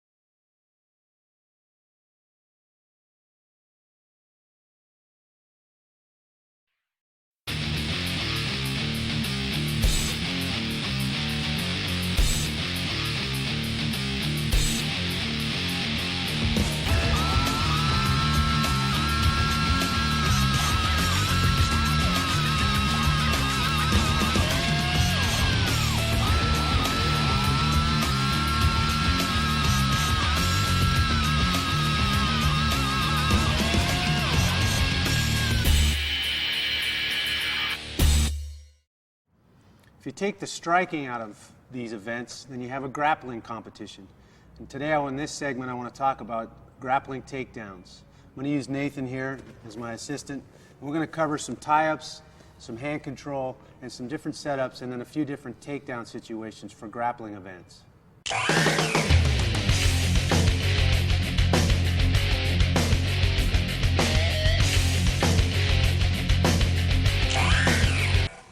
Now, the first thing you're going to realize when you're dealing with a grappling event is your stance is going to change. I no longer have to worry and protect my head so much and worry about being kicked or punched. What I have to do is protect my hips to keep from being taken down. So that's going to cause me to take more of a traditional wrestling stance and move and operate from this position.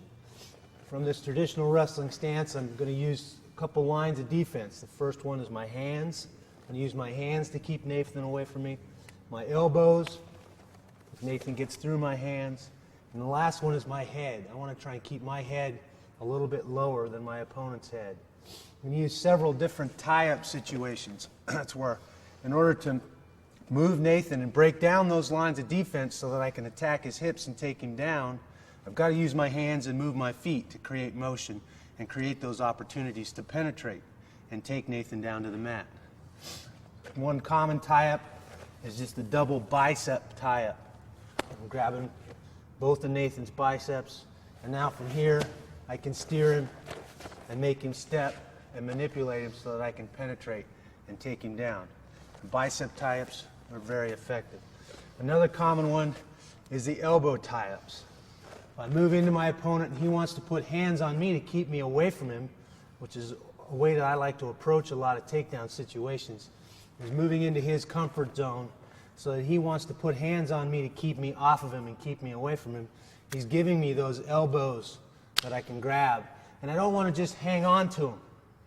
I want to pull him in so that I have control of him.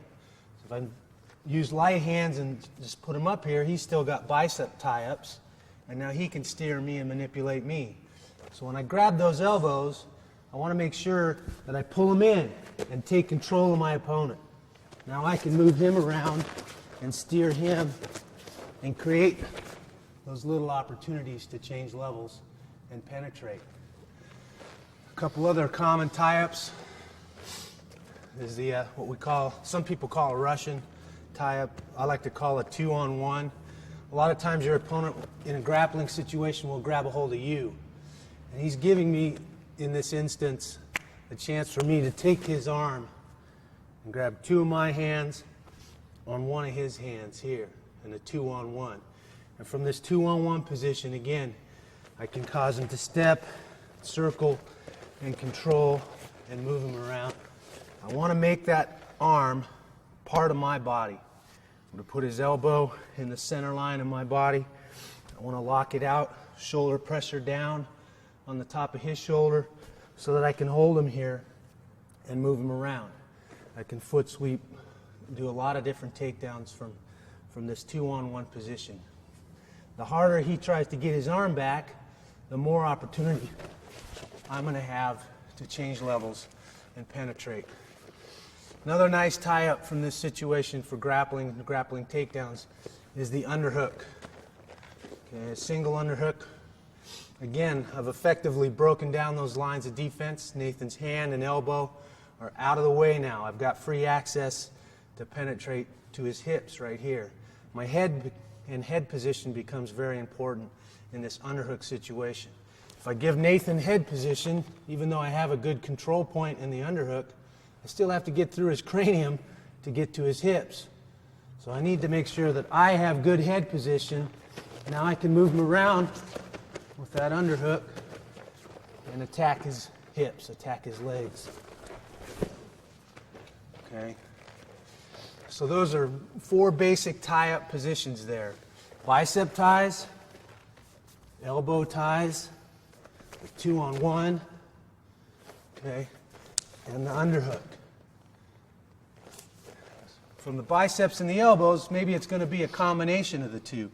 It may not be just both biceps or both elbows. Maybe it's going to be a bicep on one side and an elbow on the other side, or vice versa. I can use that to steer him around, and again, break down those lines of defense, his hands, his elbows, and getting past his head so that I can penetrate to his body.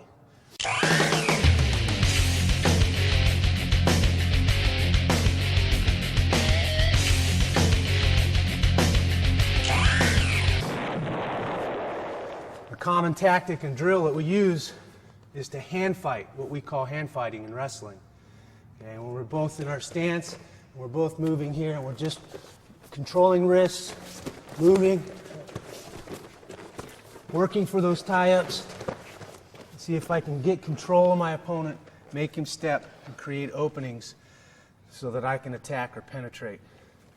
And you can just go around minute rounds or 2-minute rounds, back and forth, and just hand fight and work on those little manipulations and tie-ups, back and forth. Both opponents going live so that it's realistic, and you get an idea what it takes to move your opponent, to control them. It's very important. If I'm going to put my hands on him, but I need to move my feet. If I put my hands on him and just stand here in front of him, nothing's going to happen. He's not forced to react to me. But if I grab a hold of him and I create motion by moving my feet, he's got to step, he's got to move, and that's going to create opportunities for me to penetrate. Okay, those are the basic tie-ups and things that you're going to use to manipulate your opponent and create opportunities to take him down.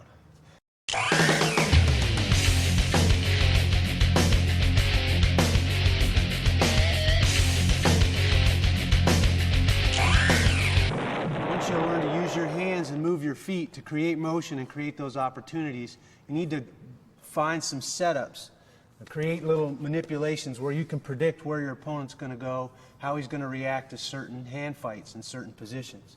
One setup that I like to use a lot is passing an elbow. And all I'm looking for in a setup is that split-second opportunity that I can penetrate, get past those lines of defense, his hand, his elbow, and his head, and get to his body, to his hips.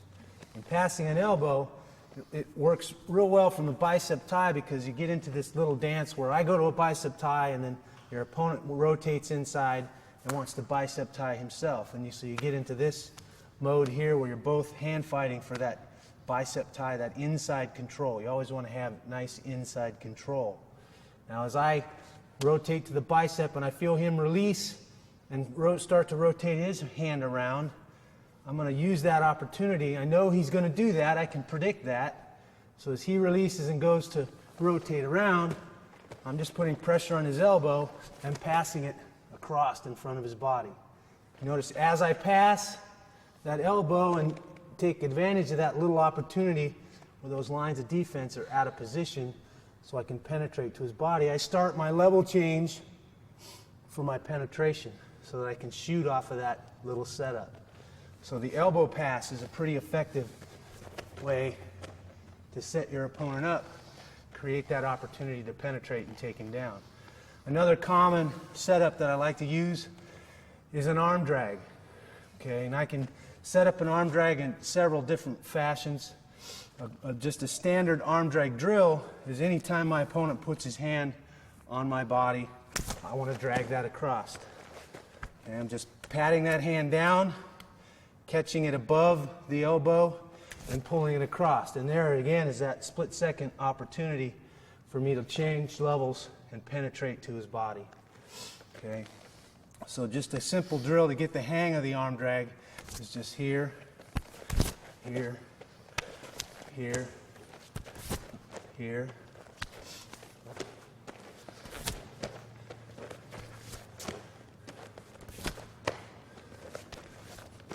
And as you start to get more comfortable with that motion of dragging your opponent's arm, you want to start to add the level change and the penetration to that. So he puts it up, I drag it across and penetrate.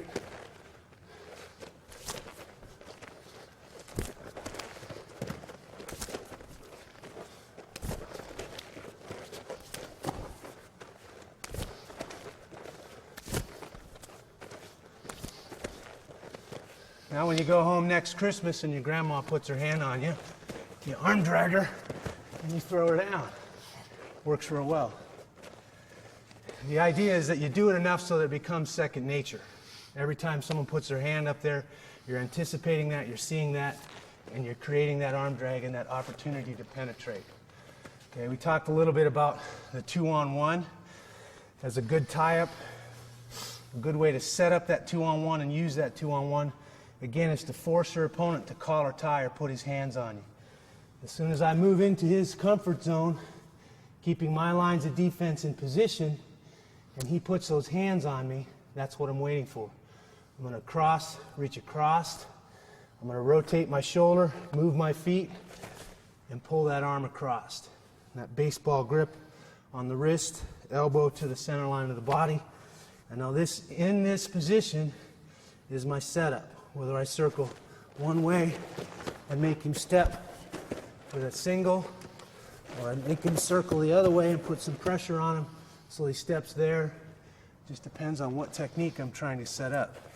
So being able to, every time he puts his hand up there, pull that 2-on-1 in, I'm again eliminating those lines of defense for that split second, establishing some control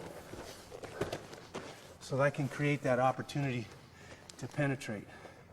A real common way and another setup that we like to use is that underhook.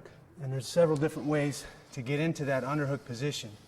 I can either be aggressive or I'm pounding the head, and you're taking a risk in reaching for your opponent and putting your hands on your opponent. But if you have a goal in mind and you're trying to achieve a good tie-up position, then you're probably going to be all right. So I'm coming to the head. For some reason, your head and arms obviously are connected. So you put some pressure on that head, create some space under that armpit for that underhook. So I clobber him, and there's my underhook. Okay. Once I establish that good underhook position and that control point, now I can start to move him, again creating that motion, eliminating those lines of defense for that opportunity to penetrate and take my partner down. Okay. Another common thing that will happen is, again, moving into your opponent so he puts his hands on you. Okay. Again, a little more passive approach. I want to move into him until he puts hands on me, and now I'm just going to bump this out of the way with my cross hand. As I bump it out of the way, I'm digging for that underhook position. Okay. And again, from here, I'm looking for that setup where I'm making him move his feet and react to me. Those are the basic setups that you're going to use to create opportunities to take your opponent down.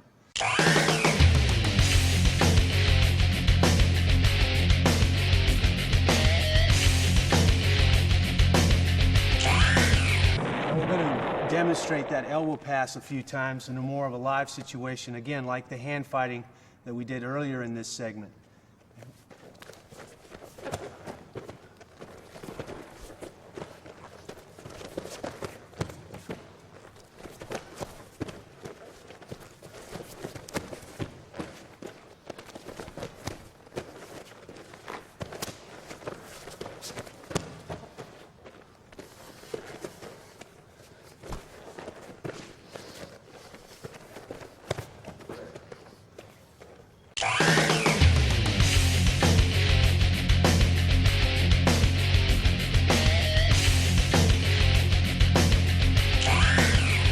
Another nice setup is just to simply snap your opponent's head.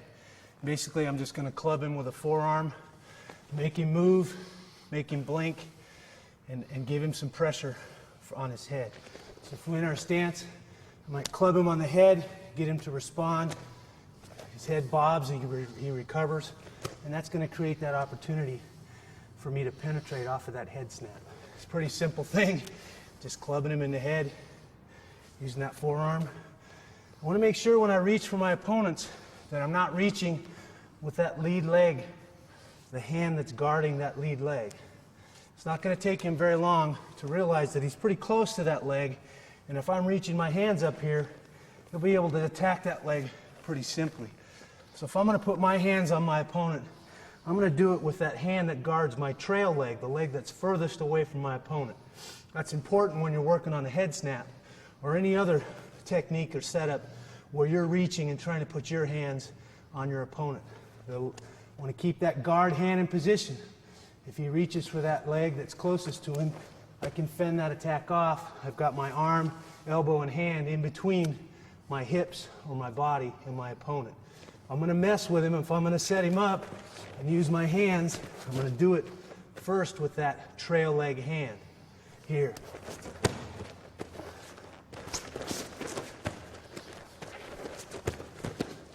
I switch my grip or my stance, and I can switch hands.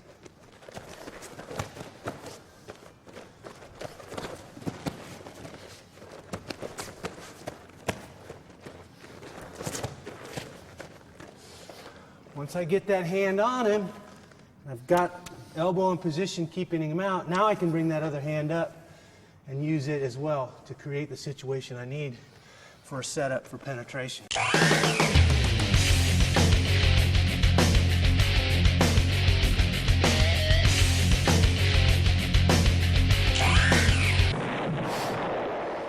And the first and simplest takedown that I want to cover is just a straight double leg.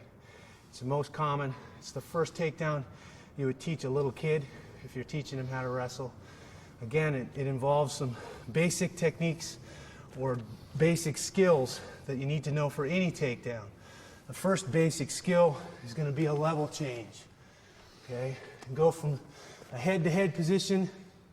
I want to bend my knees, keep my head up, lower my hips, and change levels with my hips by bending those knees. Here. Now I'm in line to attack parallel to the mat through my opponent. A common mistake is to not change levels and penetrate at an angle to the mat, so that at some point back there, as my opponent moves back and tries to counter my takedown, I run into the mat, and that's as far as I continue to penetrate.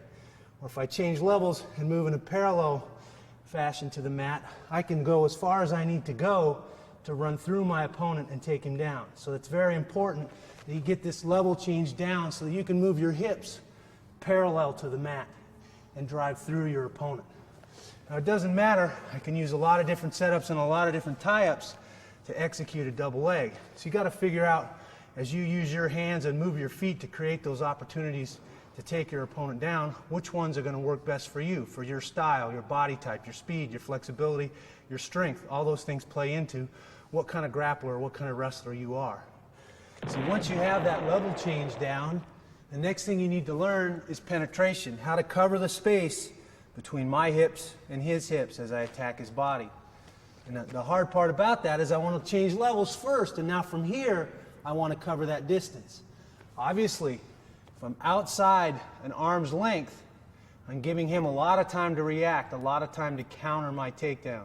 So I want to make sure that I'm not clear back here outside of an arm's length if I'm going to try and penetrate and cover that distance. The more time I give him to react with his hips and sprawl and stop me from taking him down, the less my chances are that I'm going to finish that takedown. So I at least want to be within an arm's length if I'm going to change levels and then penetrate. What I'm doing is what's called a rock over step. I'm rocking over my heel toe to my knee. Okay, here. I bring that trail foot up.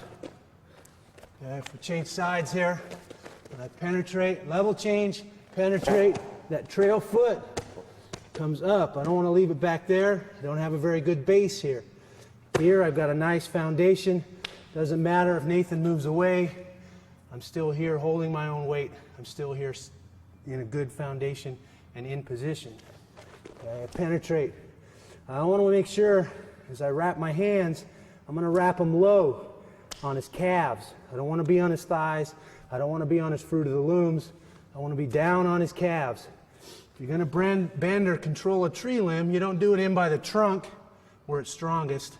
You do it out on the end of the limb where it's easier to control, easier to bend. Same thing is true here when I'm trying to take him down. Okay, so level change, penetration, bring that trail leg up. Okay, and now, very important, especially if I'm grappling and I want to avoid Nathan's guard. I don't want to just drive him straight back to his butt. If I drive him straight back to his butt, I come out right in his guard. And now from his guard, obviously I have to figure out a way to pass. And depending on who you're grappling against, that can be pretty difficult. So, once I level change, penetrate, trail leg comes up. It comes up for another reason. I need to drive off of this foot and turn the corner. Again, I want to take advantage of the fact that humans on two legs don't move very good laterally, okay? If I drive him straight back, I end up in the guard.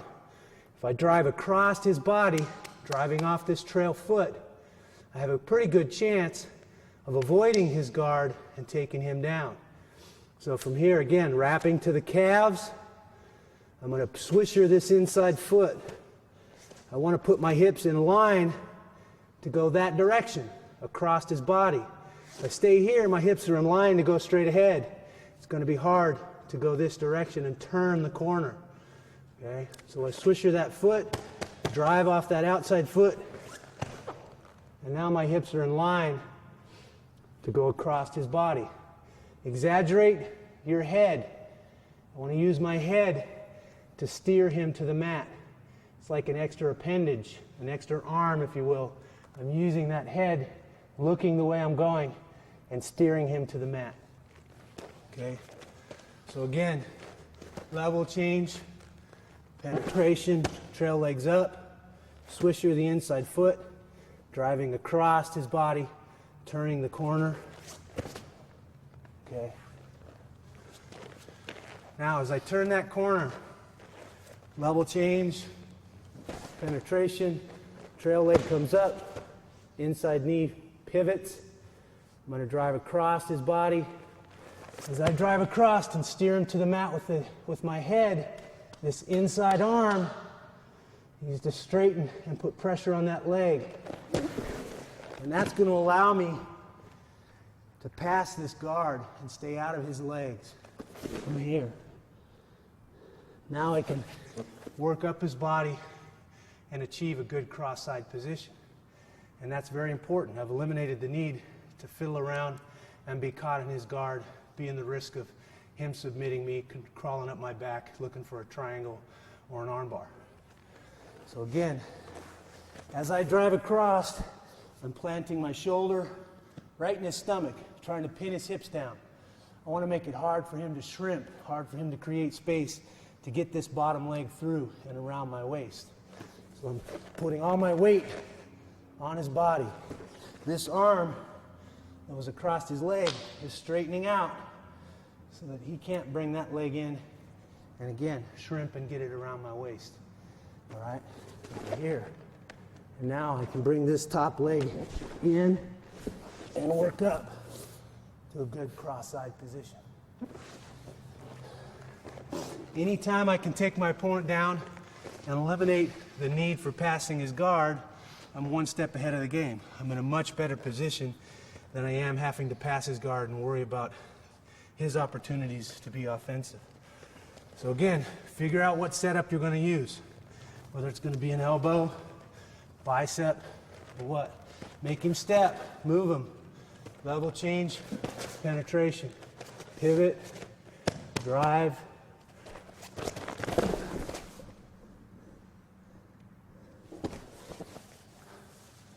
Okay, nice double leg, turning the corner, driving across my opponent. And one thing I like to try and add to that sometimes is what we call in wrestling an ankle lace. Okay, as I take him down, let's turn this way. As I take him down here, right here, his legs generally will sit against the mat. He's trying to shrimp and create space to pull guard. What I notice as he does that is I can weave one arm over and under and trap his foot. And trapping his foot and lace his ankles and keep pressure on this bottom thigh. Now from here, I can start to work up, isolate this ankle, and then there's a submission here if you get lucky enough to catch somebody. Just putting my knee in his stomach, working up. I can go to his toe, crank his ankle, or I can sit back, okay, and crank his shin into his calf here, trapping his hips.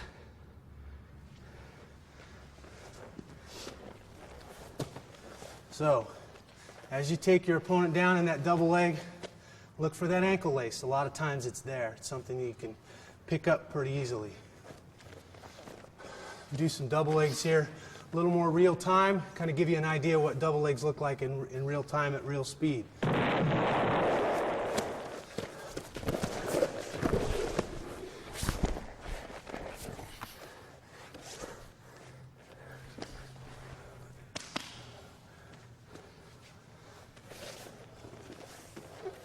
So, it's the double leg takedown to the ankle lace. Turn in that corner, good level change, good penetration.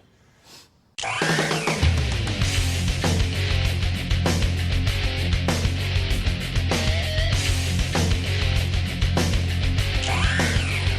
after you've mastered the double leg, rather than attack my opponent's whole body and attacking both legs at the same time, sometimes it's a lot easier to split him in half. What we do say is get half man and attack half of his body and then change off to the rest of his body, and what we call a high crotch.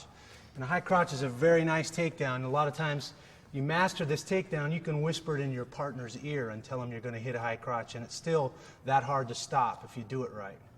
So what I want to do is, again, using the setups that we've talked about, using your hands, moving your feet, I like to execute my high crotch off of an elbow tie or passing the elbow. From that elbow tie, I want to circle so that I create this half-man situation. Instead of being head up, square to his hips and penetrating to a double leg, I'm shuffling my feet so that I'm half-man. I'm going to attack one of his legs or half of his body instead of his whole body. The basic penetration is pretty close to the same. I still need that good level change. Okay, I still need to rotate to that knee and that rock over step. I want to bring that knee down right by his foot, the leg that I'm attacking. Right here. Instead of wrapping and attacking both legs, I'm coming through his legs or in his crotch and wrapping to his calf on one leg. That trail foot still has to come up. Okay, so I'm here, level change, penetration. I want my head up, my shoulder in here. Okay? As I penetrate, my head is up. I want my head down here. This is in good position. I can't carry much weight here because he's definitely going to sprawl and give me some resistance. I need to be up, good foundation, my power, my hips, as close to his leg as I can keep it, because he's going to try and take this leg away from me and sprawl. I've got to be able to hang on to it and stay in position here. Again, good foundation. He moves away. I'm still carrying my own weight. I'm not leaning on him. I'm not out of position. Okay. Here, nice and tight. Good position right here. Trail foot is up. I still need that drive foot because I still need to turn the corner with a high crotch. Now, as I penetrate here and I secure this leg, I want to turn that corner, drive my nice cauliflower ears into Nathan's ribs, drive across his hips, and put all of his weight on that free leg. Make him hop. Here. As I drive back up into him and make him stand on that free leg, now I'm going to change my grip on this leg, here to here. Changing from the high crotch to the double. I'm going to continue to drive across, turning that corner and driving through him. As I reach for that double leg, again, I want to emphasize straightening this leg out so I can avoid that guard. Here. Again, I can look for the ankle lace if it's there, but more importantly is the position. I want to keep my shoulder in his stomach, keep his hips pinned to the mat, and work my legs up. A good cross-side position. Okay. High crotch. Off the elbow tie, half man, level change, penetration. Here. Driving. Again, swisher, pivot on that inside knee. Now, a lot of times, a good drill from here is I'm just going to have Nathan turn. I've already started in this position right here with my hips in, the position I should be in. And the drill is to work on keeping this position as my opponent moves and adjusts and tries to take this leg away from me. So Nathan starts to turn and try and take that leg away.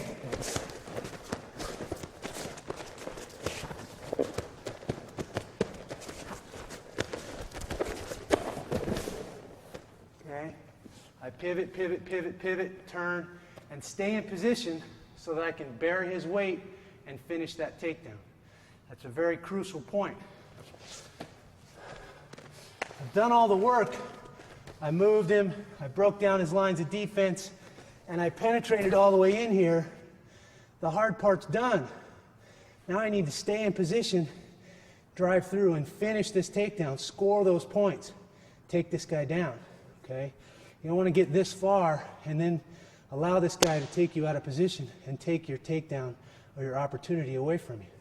So this is a very good drill. Get in here, have him spin, go ahead.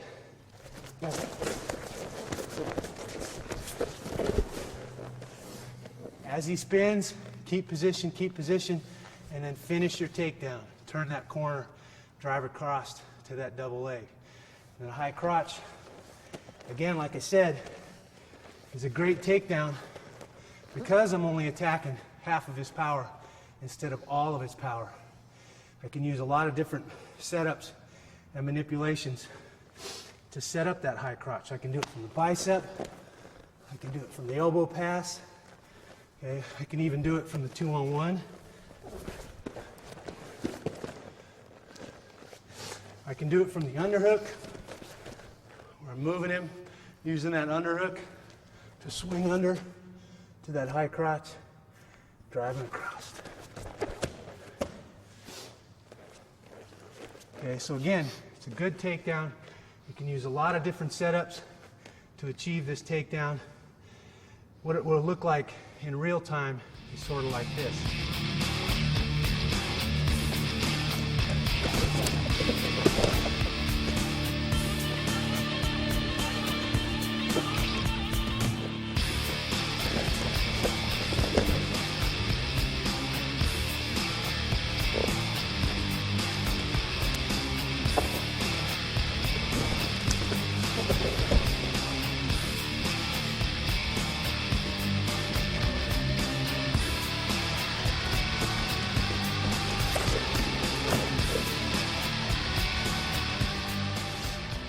That's the high crotch takedown.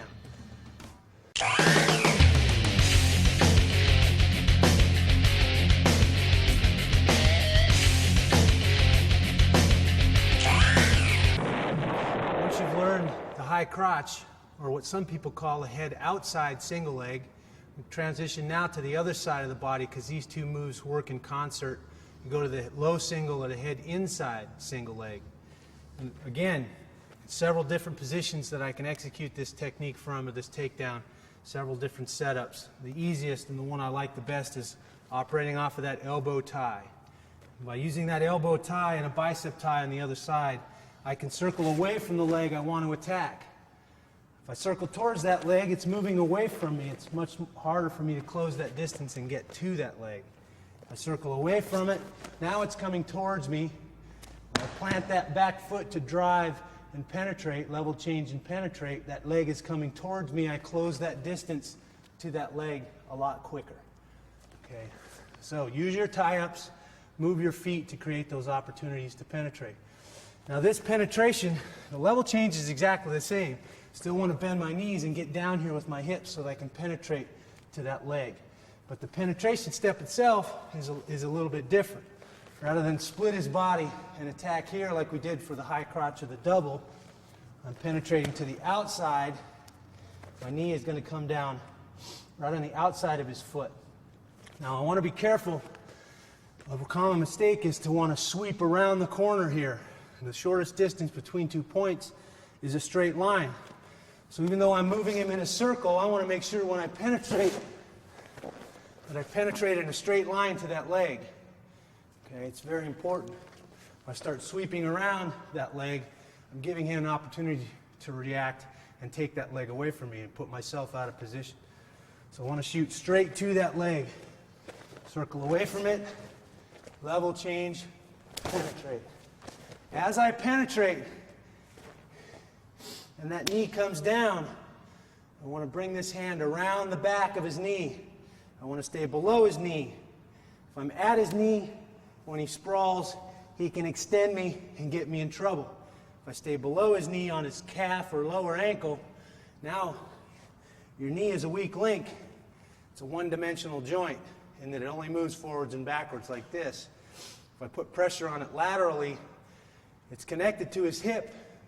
It keeps him from being able to turn his hip and cover my head and again get me in that extended and troubled position.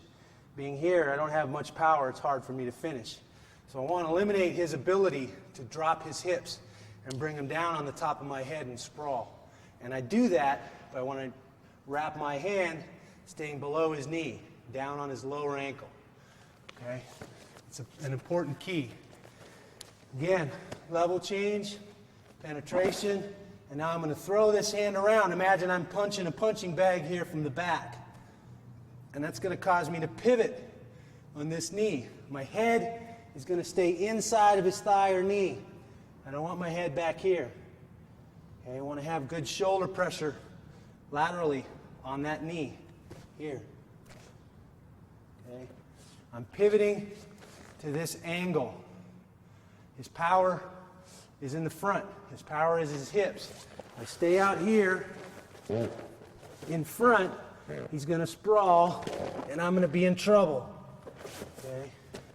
If I pivot, sprawl again, if I pivot and get this angle, it's much harder for him to put that power on my head and shoulders and get me extended.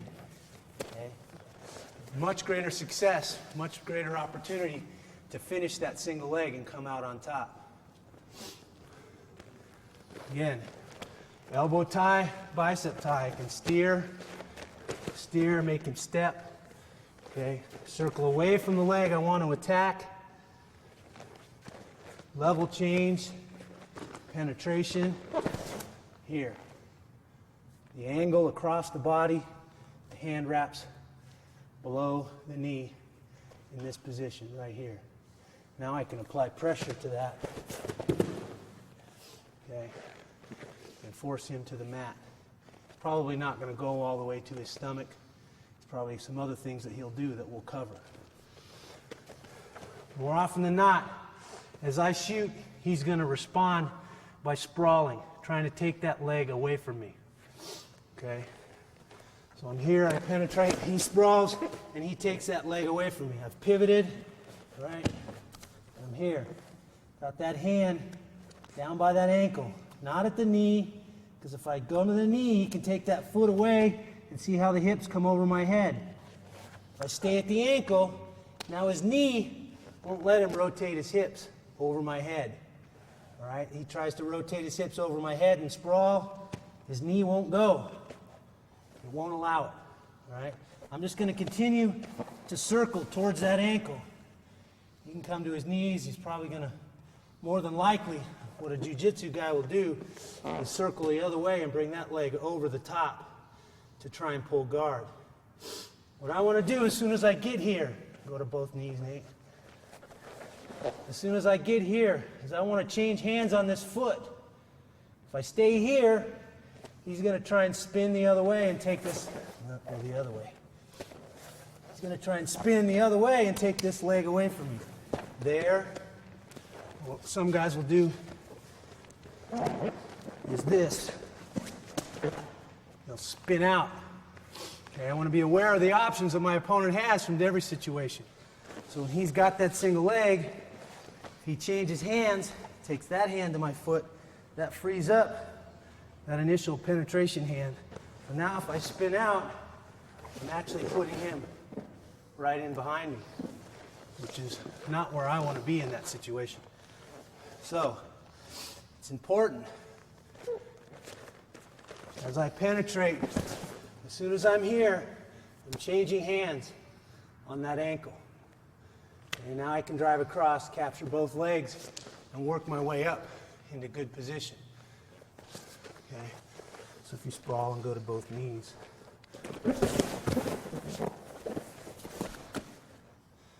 Here.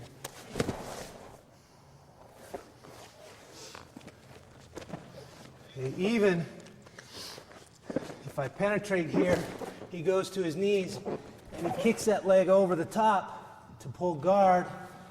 Boom.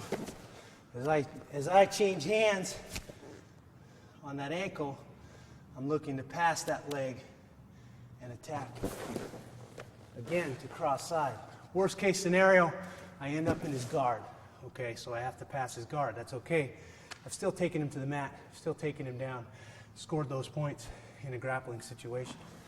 So you see the single leg creates several different scenarios and several different options for you, but it's a really, really good takedown. Again, level change penetration, get that angle through his body.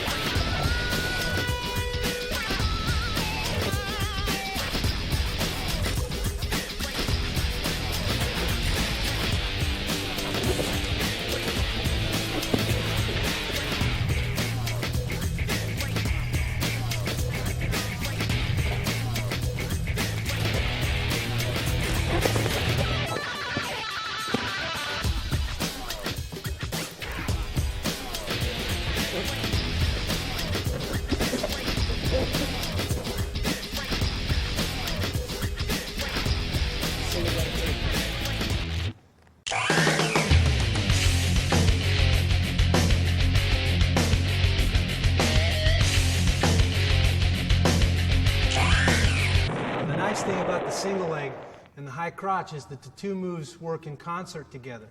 As I establish a good tie-up or a good position, if I move this way and that foot doesn't come forward, it's not there for my single leg, my high crotch is right there on the other side. So the two moves, one or the other, is usually always going to be there on one side or the other from the same stance. If I change my stance and my single leg becomes here and my high crotch is over there, again, I have to adjust to what leg my opponent leads versus which leg that I'd like to lead in a grappling situation and decide which takedowns are going to work best for me against that opponent. Now, if I combine the two moves, the single leg and the high crotch, I come up with a knee tap, and it's a real effective move, kind of a slick move. Looks kind of neat when you touch a guy's knee, you pop out on the other side, and the guy falls on his face, okay? And again, if you have a good single leg and a good high crotch, this will be a pretty easy technique for you to pick up.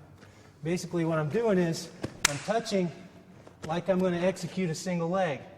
And I'm only doing this as a setup in that I want him to react with his hips and start to sprawl. So as I move him and I touch that single leg and he starts to sprawl, now I'm going to finish with penetration just like I would on a high crotch. And I come out right behind my opponent. Really slick move. Takes some timing. If you get that timing down, you look pretty dang fantastic when you hit that technique. So again, touch to the single. I'm tapping that knee. As he reacts and takes that leg away from me so I can't single leg him, I'm popping my head out that other side and that high crotch penetration. And then from here, I'm simply pivoting around the corner. And I want to take this knee with me as I pivot around the corner.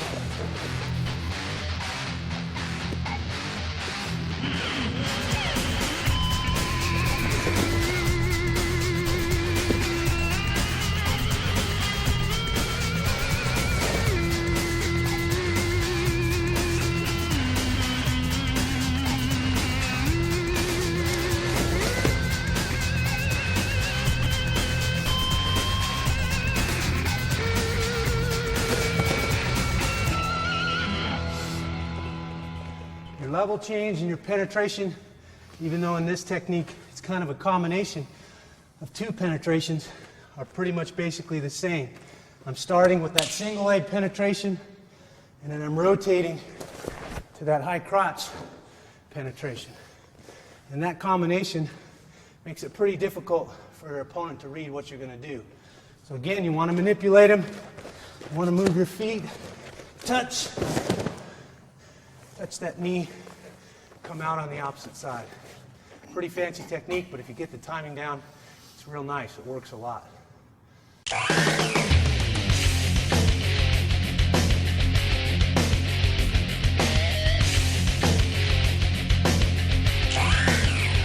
Now you should be a master at takedowns, using your hands, moving your feet, using those tie-ups, and executing that double leg, that high crotch, that single leg, or tapping that knee and popping out the backside. And all of these takedowns are adaptable to the fight scene too, when you add the striking back into the equation. But they're great to learn when you eliminate that striking portion. You don't have to be worried about being punched in the face, and you can concentrate on the takedown technique.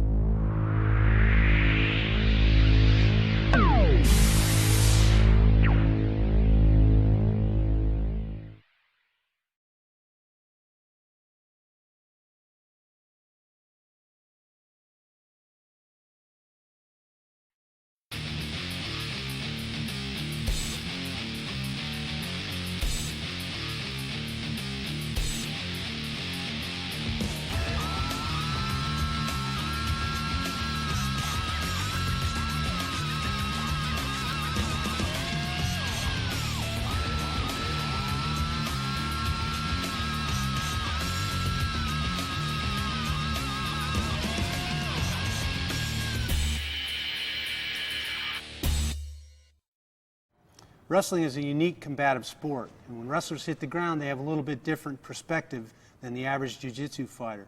So in this segment, I want to go to the ground and talk about a wrestler's perspective on the ground and the different things that he brings to the fight on the ground.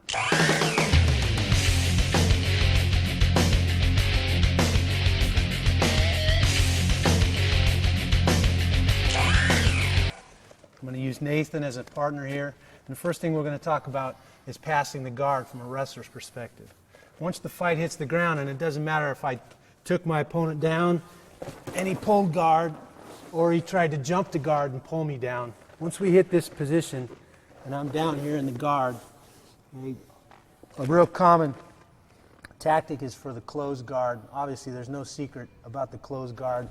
I've got to posture up and somehow create an opportunity where I can open my opponent's feet.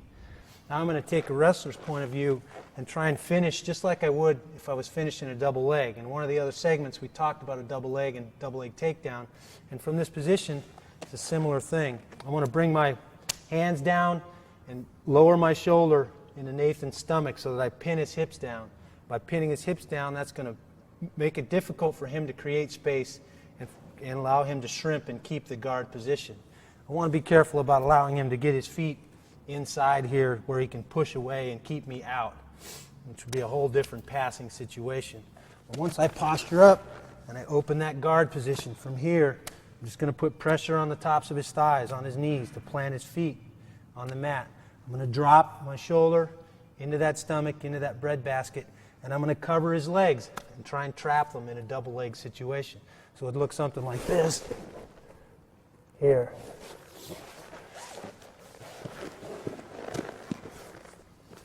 Again, I'm taking my head to one side. Doesn't matter. I can go either way. I'm going to drop that shoulder. Just imagine there's a spike on the top of your shoulder, and you're going to spike it right through his belly button. Pressure on the knees. Drop that shoulder. The hips come up, and I capture those legs. Now from here, I'm just going to do the Fred Flintstone. I'm just going to tippy-toe around those knees and legs, keeping them thighs isolated together. Again, with that shoulder pressure, it's going to make it hard for Nathan to shrimp and create space to keep the guard. Now he's going to be posting on my head and trying to keep me from working up, and that's okay. I need to be tenacious. I need to be dynamic. I need to be persevering and just grind my head through those hands and keep working up his body. So again, just posturing up, breaking that guard open. I'm going to put pressure on those thighs, driving those feet into the mat. I want to drive my shoulder down into that stomach, spike into the mat. Boom. Hips come up, capture the legs. Capturing those legs right around the thigh. Now I'm just going to tippy toe around and work up. Need to grind my head in and get through his hands and just work right up into a good cross-side position. A lot of times what happens here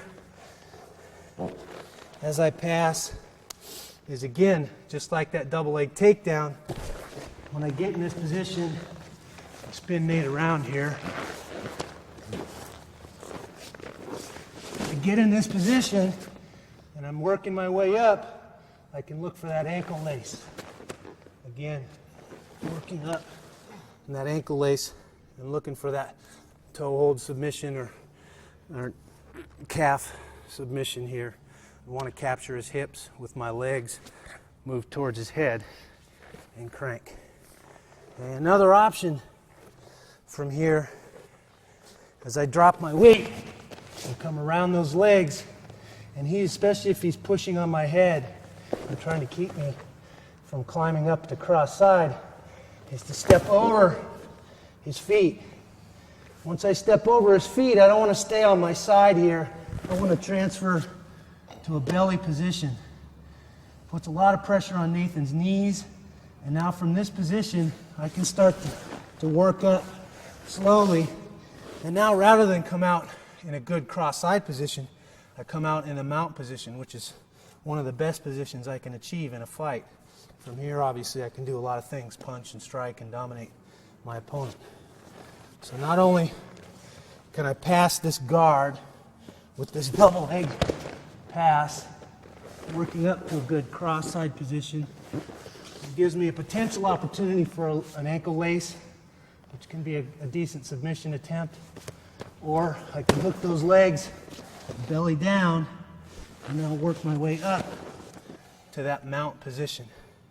So this can be a real nice pass, and it's a little bit different pass. A lot of wrestlers are pretty adept at that double leg finish. We do that all the time. So this is a real common way for a wrestler to pass the guard. So a little bit different angle on that double leg pass. Again, dropping my shoulder. I want to keep pressure on his thighs, spiking down so he can't move his hips. Now, hips coming up, capturing the legs, locking my hands. Now I'm just walking around those legs. Here, work that bottom knee inside. Work up to a good cross-side position. Okay. Do it on the other side. Locking those hands. Following around. Again, looking for that ankle lace. Or looking for that mount. Where I can belly out and work my way up his body to the mount position. Okay. Double leg pass can be a pretty effective way to get past a guy's open guard.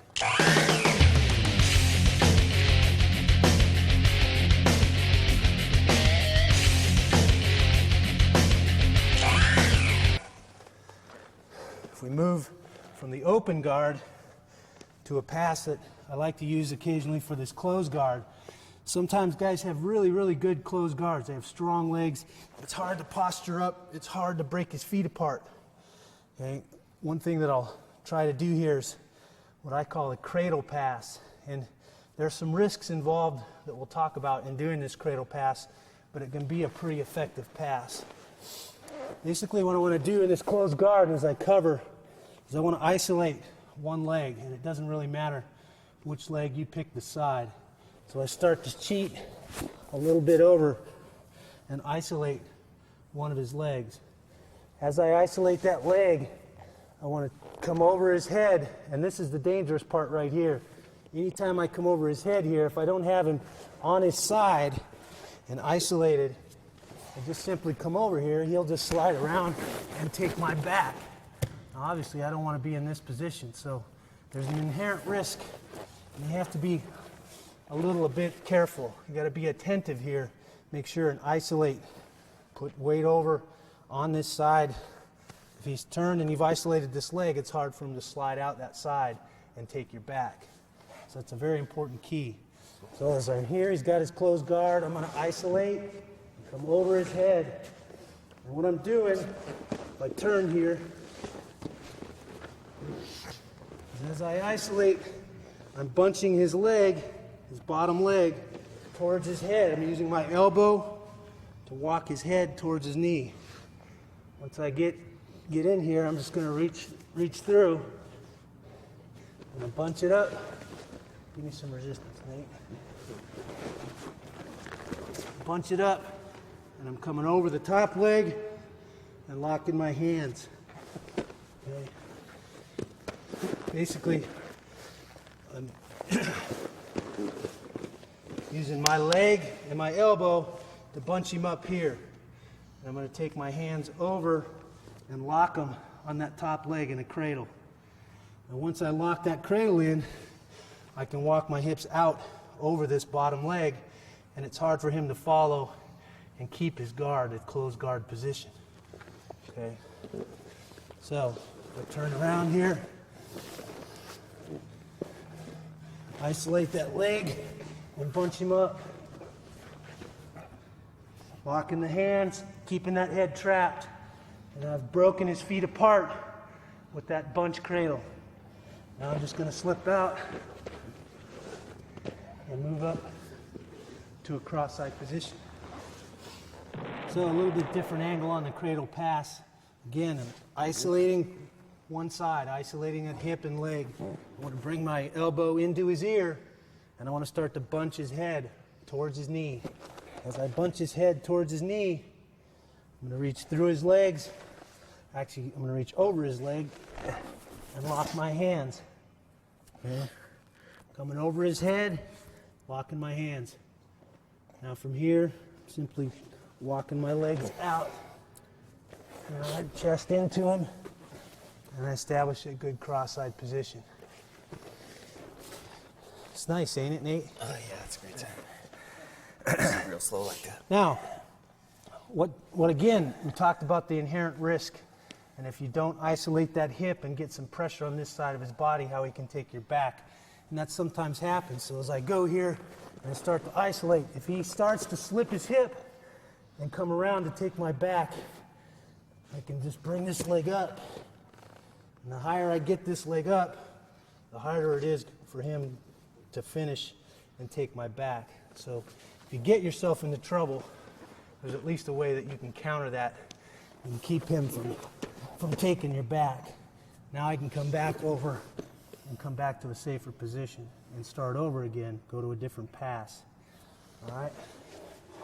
So again, turn this way. Actually, I want to go here. I want to isolate that leg, come over the ear, bunch the head towards his knee. Doesn't like it, it's not very comfortable. Okay, the free hands coming over the top leg. The elbow that's in the ear is going to rotate around the head, and I'm going to lock those hands. Those hands are locked right in there in a cradle. Now I walk those hands out, chest in, cross-side position. The cradle pass. See if we can try it on the other side.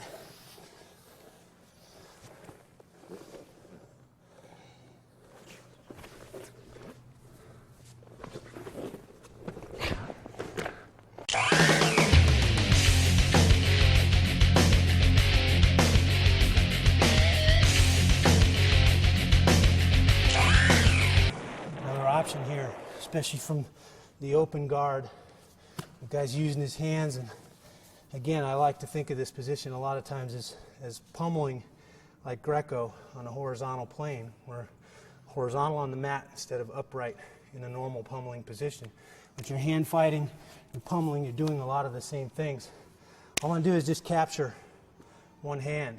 I'm going to use this hand now as a 2-on-1, just like if I was standing and using a 2-on-1 to manipulate my opponent so I could take him down. I'm going to capture that 2-on-1, and I'm going to press it to his hips. Okay, once I press it to his hips, I'm going to use this as a point of pressure to walk my legs around his legs and pass his guard. So I pull it in and I press it to his hips. Now I'm just going to tripod up, and I'm going to keep that pressure down on his hips so he can't follow me with those legs. Okay, and now I can slide in.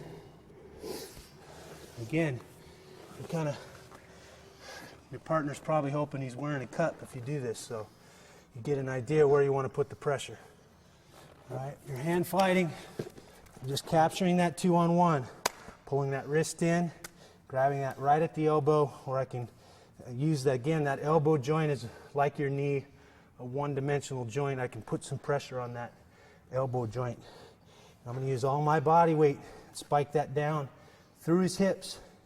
Now I'm going to tripod up, again putting more of my body weight up here. And now I'm just going to walk around and come in. Now I think you should be able to distinguish between some of these passes that are more fight-oriented, where my partner can punch me in the mug, okay? And obviously in this situation where I'm here, you can't. It's more of a grappling pass where there's no striking involved. And you're going to have to play with some of these and determine whether or not you can pull this off in an event where a guy can elbow you or punch you in the face. Okay, 2-on-1 pass. Again, just pulling that wrist in, pinning it to his body, using my body weight.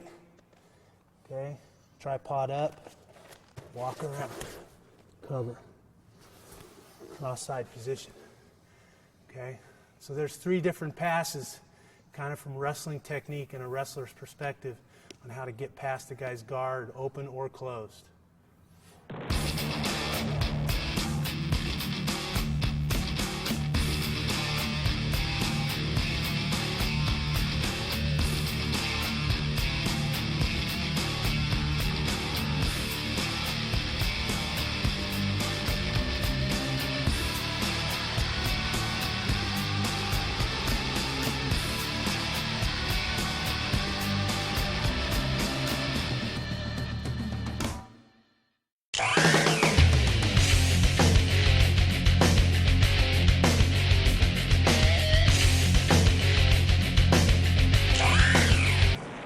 Now that we've covered some guard passes, I want to go to the other side of the coin, which is some escapes from the bottom position. And again, these are escapes that come more from a wrestler's perspective and kind of the way a wrestler thinks. If I'm on the bottom here, especially if I've been knocked down or scrambled and found myself on the bottom here, again, I think of these positions, whether I'm on top or bottom, it's kind of like pummeling in that horizontal position. We're both fighting for underhooks and control here. And if I can get an underhook, or I can get a 2-on-1, or I can arm drag, okay, then there's a lot of escapes and reversals and different things that I can do from this position. And we just talked about, in this segment, a 2-on-1 pass. And the other side of that coin is I've got the same thing from the bottom. I can pull in this hand, control his arm in a 2-on-1 position, and then wiggle my legs out and escape from this 2-on-1 position. So basically I'm using my legs and knees to control the positions, move my hips, create space so that I can weasel out. And all I'm doing is he tries to cover me and look for ways to pass my guard and control my hands so I can't hit him.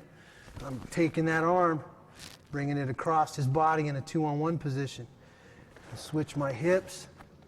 Okay, from this 2-on-1 position, all I'm going to do is weasel, hip heist, and weasel my hips out from underneath him.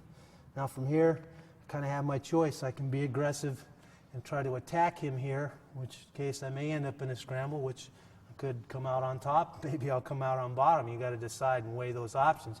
But the conservative thing to do is to probably just get back to a neutral position here, where I come back to my feet and I can start over and hopefully achieve a better position in the next altercation and come out on top rather than being on the bottom.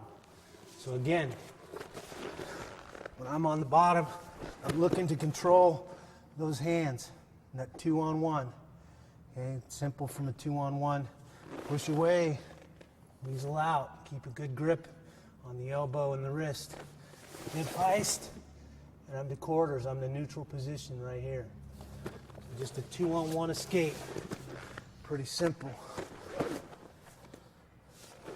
Again, I'm using an open guard here. I'm not using a closed guard. This closed guard, what a jiu-jitsu person would tell you is that this is a neutral position. From my way of thinking and a wrestler's perspective, anytime I'm on the bottom, anytime I'm on my back, I don't feel very neutral.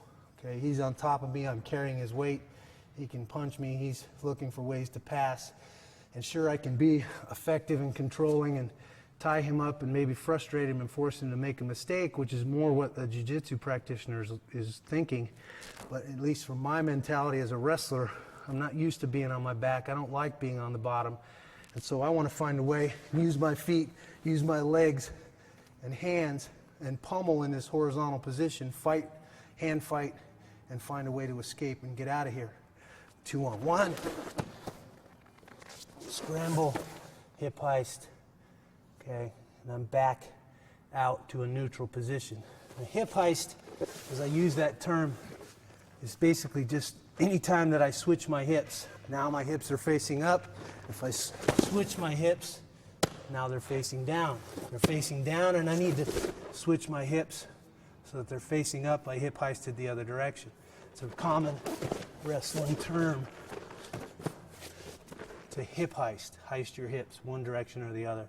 So as I use that term throughout this segment, you'll kind of know what I mean from now on.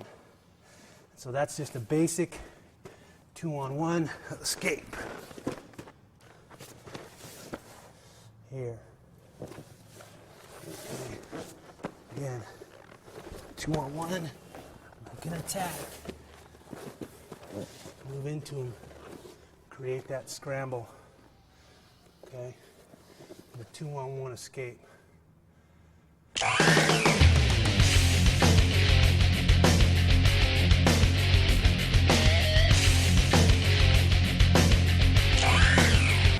So just like the 2-on-1 escape, and we're pummeling in that horizontal position, a lot of times I can achieve that underhook. And especially in the half guard, I like this underhook position. Okay? If I end up in this half guard position, if he gets an underhook, okay, he's controlling me and able to pass my half guard and achieve a better position.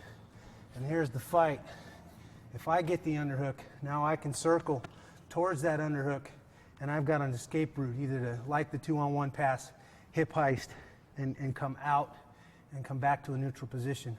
Or if he tries to whizzer and counter me here, I can come back under and roll him to escape. Okay, so if we switch our half guard, you'll see as you've got a half guard position here, I've trapped one of his legs in half guard. First thing I want to do as I get this half guard position is I want to look for the underhook. I don't want him to be inside and get the underhook on me. He's going to start posting on my legs and working to mount or working to pass the cross-side position. So if he's got that underhook and he's got me covered here, I've got to find a way to shrimp, to bump, and re-pummel and get back inside. Once I get inside and get that underhook, I want to do what I call circling towards that underhook, because I want to take my hips towards that underhook. Here. Towards the underhook. Now you can see the space that I've created, and it's going to be more and more difficult as I create this space for Nate to keep half guard and hold me down. Okay, and that's the object here, is to move to a better position. So I underhook, I circle the underhook. Okay, now once I get enough space here, I ought to be able to hip heist and come out to a neutral position. Okay, again, half guard, underhook, circle the underhook. Okay, hip heist to a neutral position. Look at the other side, underhook. Okay, Nate covers me in a half guard situation. I'm underhooking, circling my underhook, posting my body up on that elbow, and now I'm just going to slide that inside bottom leg out, hip heist my hips, and I'm in a neutral position here. Now, a real common thing for Nate to do is he doesn't want to lose this top position. Switch guards or half guards. He doesn't want to lose this top position.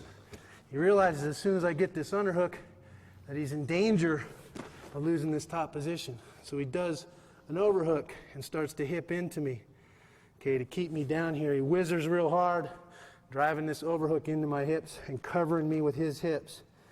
Okay, so if we turn this way, not so far, right there. I got that underhook. Okay, I'm starting to get away. He whizzers, drops his hips, and covers me. Okay. Now he's effectively eliminated my space for me to escape from that circling that underhook. So now I want to go the other way. I want to use this underhook as a handle, and a lever. I'm going to take my head towards his hips and reach for his ankle. Okay. As I'm in this half guard position, he's covering, his weight and momentum is carrying him this way to keep me down. I'm going to change directions. Take my head towards his hips. Reach for this ankle so I have some leverage, something to lift on. Okay? I've effectively reversed him or escaped. Again, if we go on this side, I start to get out. He whizzers, hips into me. I'm going to take my head towards his hips, reach for that ankle.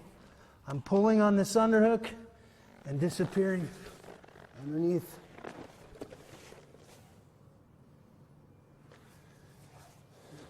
Okay, it's almost like a Granby roll in wrestling, but it's from a much different position. Okay, again, half guard. He whizzers, hip pressure. I'm going head towards the hips, reaching through to that ankle. I'm going to pull on the underhook, lift on the ankle. Okay. Pulling on the underhook, lifting on the ankle. So these escapes from the bottom position, the 2-on-1 escape, the underhook to a hip heist, and the underhook to a roll, will look a little bit like this at a little more live pace. So I'm here. If I use that 2-on-1, you can just drill it just like that. Here we're working guard, open guard. Nate's trying to cover me, keep me down. There's a 2-on-1. Okay, half guard situation. He's trying to cover and keep me down. I'm going to start circling my underhook and hip heist. Half guard, get my underhook. Okay, circle towards my underhook, hip heist. Okay, half guard. Start to circle, he covers and whizzers. I'm rolling him through, going through under his hips. Here, and start the hip heist, he covers, whizzers. Okay. It's important to remember, if you're doing that roll, that you want to kind of bring your knees towards your chest when you roll. I don't want to be flat backed. I don't roll.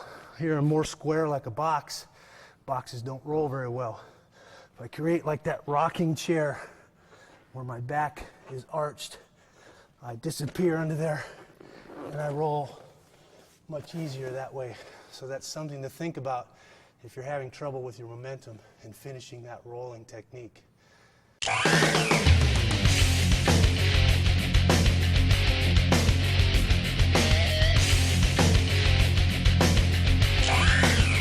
Wrestlers bring a unique mat sense to the grappling game and a little bit different perspective. And what I think of as reversals, what a jiu-jitsu person would call a sweep, is something that I want to cover now. And a real common sweep for me, and we covered this in one of the other segments, is the arm drag. Again, if we think of this as pummeling or grappling or wrestling in a horizontal position, just like the arm drag that I do when I'm standing to create that opportunity, Gesundheit, to penetrate and take my opponent down. Here, I'm arm dragging and creating that little window of opportunity to attack my opponent's body and create the situation where I can reverse him or roll him or sweep him, if you want to call it a sweep. Okay, so again, from that open guard, if he's posting on my knees or giving me his hands, I just want to drag that hand across. Okay, just patting that hand down, again, above the elbow, pulling that hand across. Okay, as I do that, I'm going to take my free hand and reach across for that far lat. Okay? Now most guys, when you get here, are gonna crowd back into you. They feel you starting to take their back. They don't want you to take their back. They're gonna bring their hips and their energy back across to try and pin you down. And this is actually what you're looking for. You want them to give that energy back into your body. So as I feel him start to cover me and crowd me back towards the mat, again, I want to create that rocking chair arch in my back, and I'm going to pull. This hand that was the arm drag hand is going to release, and I can post on the mat to help me generate a little more power. I'm going to pull on this lat, bring my knees towards my head, and roll my opponent this direction. The nice thing about it is I come right up into the mount position. So it's a pretty fancy, pretty snazzy little roll. Again, turn around, and I pat that hand down and drag it across. I'm reaching for that lat, okay? As he covers and gives me that energy, bringing my knees towards my head, creating that arch in my back. This hand is gonna push on the mat. This hand is gonna pull on that nice handle, his lat. Okay, so all that's happening at the same time. Right into that mount position.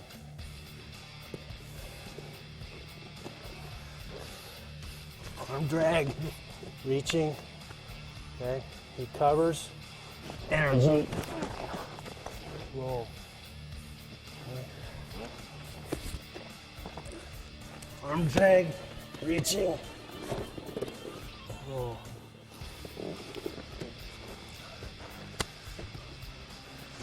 Arm drag.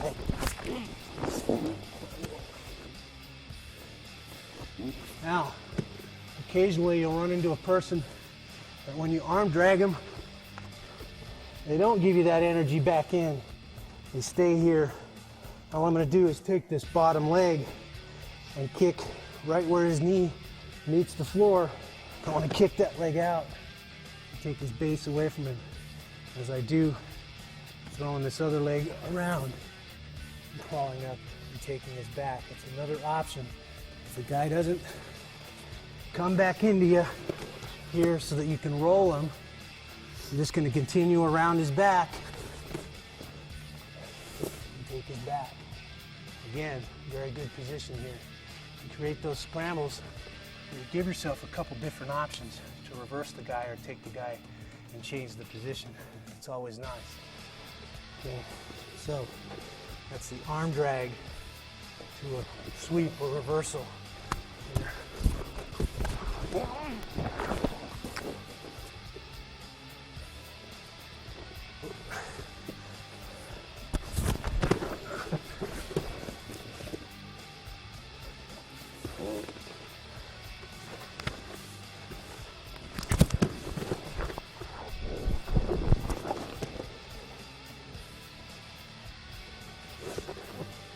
It's actually becoming one of my favorite little sweeps. I like that sweep a lot.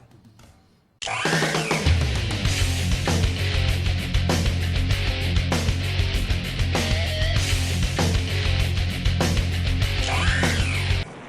the arm drag reversal or arm drag sweep is a real nice technique. Another little bit different technique, once a guy has you in cross-side position, the more traditional jiu-jitsu person is going to try and shrimp away here and pull what they consider a neutral position or guard position.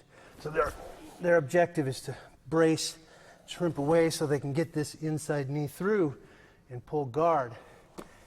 And my way of thinking, at least from a wrestler's perspective, is that if I do all that work to create space and shrimp away here so I can bring this knee up, I think, in my opinion, I would much rather be aggressive and try and get to a better position. I'm, as a wrestler, not comfortable being in the guard or being on my back necessarily. So when I shrimp and get away here, rather than pull this knee up and move my head away and pull guard, I'm going to go in, move towards my opponent, and try to attack this bottom leg, this outside leg, in a single leg, as any wrestler knows how to finish a single leg. So as I brace from cross side and shrimp real hard here, okay, and brace away, rather than pull guard, move away with my head, I'm going to move my head in. Again, I'm going to hip heist real hard here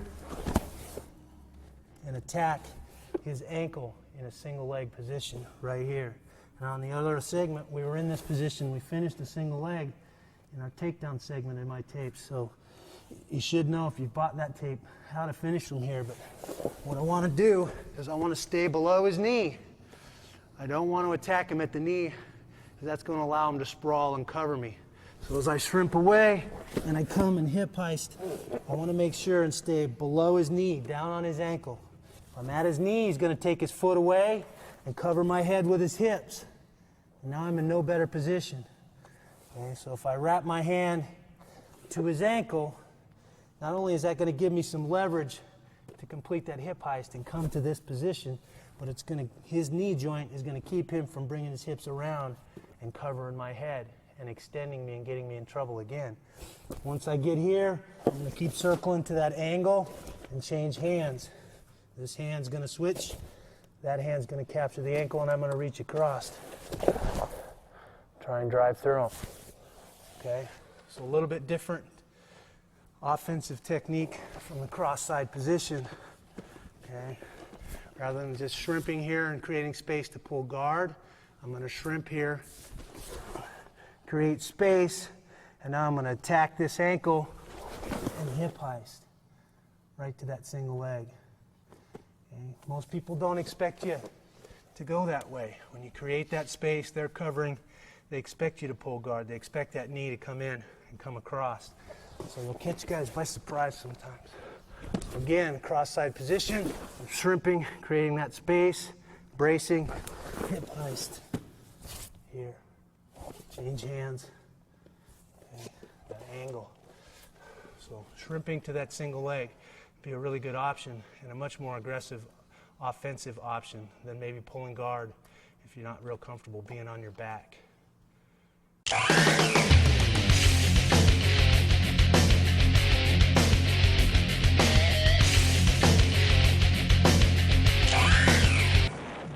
Nice finish from this single leg position is a Granby, and a lot of times you'll find yourself in this single leg position and a guy will come over your body and try and trap your wrist to try and extend you and lock you in here. And a lot of times I'll try and bait a guy into doing that, okay? Because I want him to come over my body and feel like he can isolate this arm. And I'm just going to trap that arm to my side. And now I'm going to rotate this shoulder underneath, and I'm going to lift with this ankle that I've trapped with the single leg. So if I adjust my position here a little bit, you'll see that I'm trapping that hand that he brings over my body, and I'm lifting here. I'm just going to roll here. I use that ankle outside and lift and trap. And now what I want to do is I want to hip heist towards his hips. I don't want to turn towards his head. If I turn towards his head, he's just going to come back in behind me. I'll get myself into trouble. So I want to hip heist this way towards his hips. And now we're almost back in that double leg position that we've already covered, where I can work up into cross-side. Okay. And again, it doesn't matter if I shrimp here and attack the single and he comes over my body. I want to trap that wrist. Okay, I'm going to take this knee up to here, create that rolling situation. I want to lift on that ankle and hang on to this wrist, just taking him over the top. So, right here. And now, hip heist towards his hips. Here, capture that nice cross-side position. And you might find yourself stuck underneath the guy. Maybe you took a bad shot, maybe you got snapped down, maybe you found yourself in a scramble. Where you're in this quarter position, and a common tactic for a lot of guys is to try and achieve a side position where they're digging a knee in here, and they're trapping your wrist, trying to isolate for a choke or an arm bar or whatever they're working for here. Okay, and that's okay. He brings that in. I'm going to capture it. Now I don't want to Granby with my arm in between his legs, because once I roll him over, he's going to trap that leg and probably pound the crap out of me with his free hand. So I don't want to keep my arm inside of his legs. I want to rotate that arm out and around on the outside so that I'm again in that single leg position, attacking his ankle. Okay. Arm on the outside of his leg. I'm gonna rotate, roll and lift. Boom. Okay, so a live pace or a real-time single leg to Granby will look a little bit like this. Caught in the cross-side position, and then bracing and shrimping.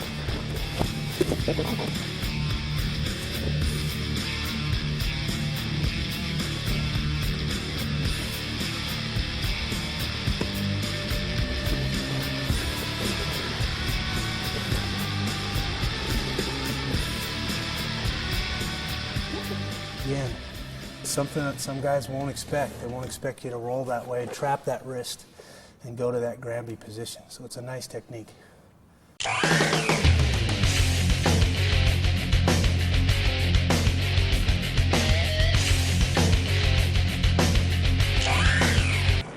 Now this is a little bit different option from the bottom. A lot of times, if you're being aggressive here, using this open guard and working here, a lot of times you find yourself in this position where either he's sucking your leg up to try and pass, or maybe you've gone for a triangle choke and he's countered that by sucking that in.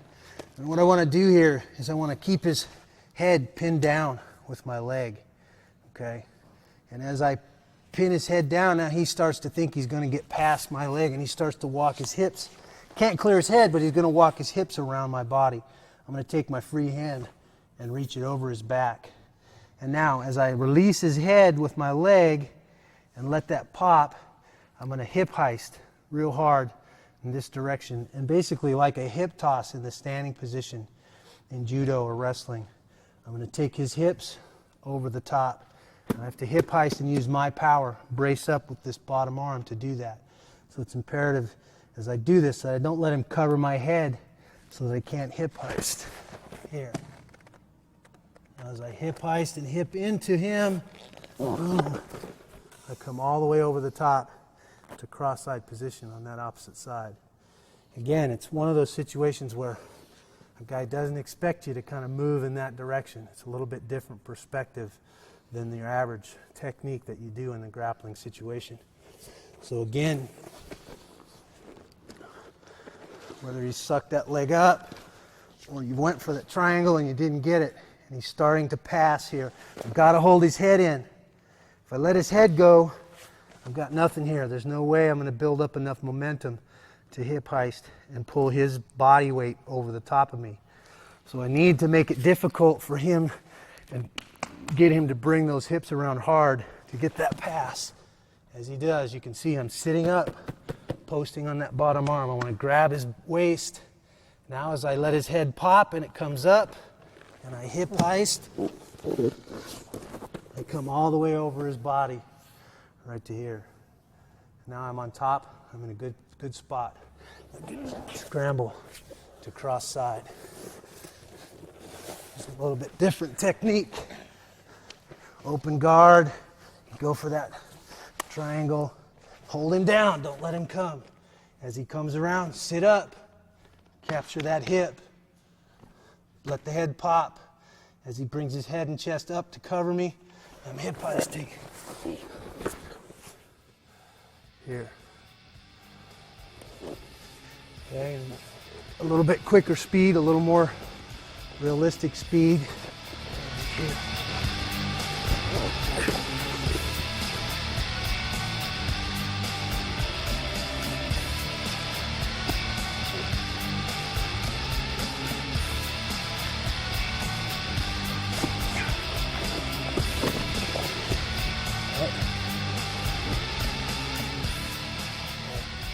Again, a little bit different perspective, something guys might not expect from the grappling position.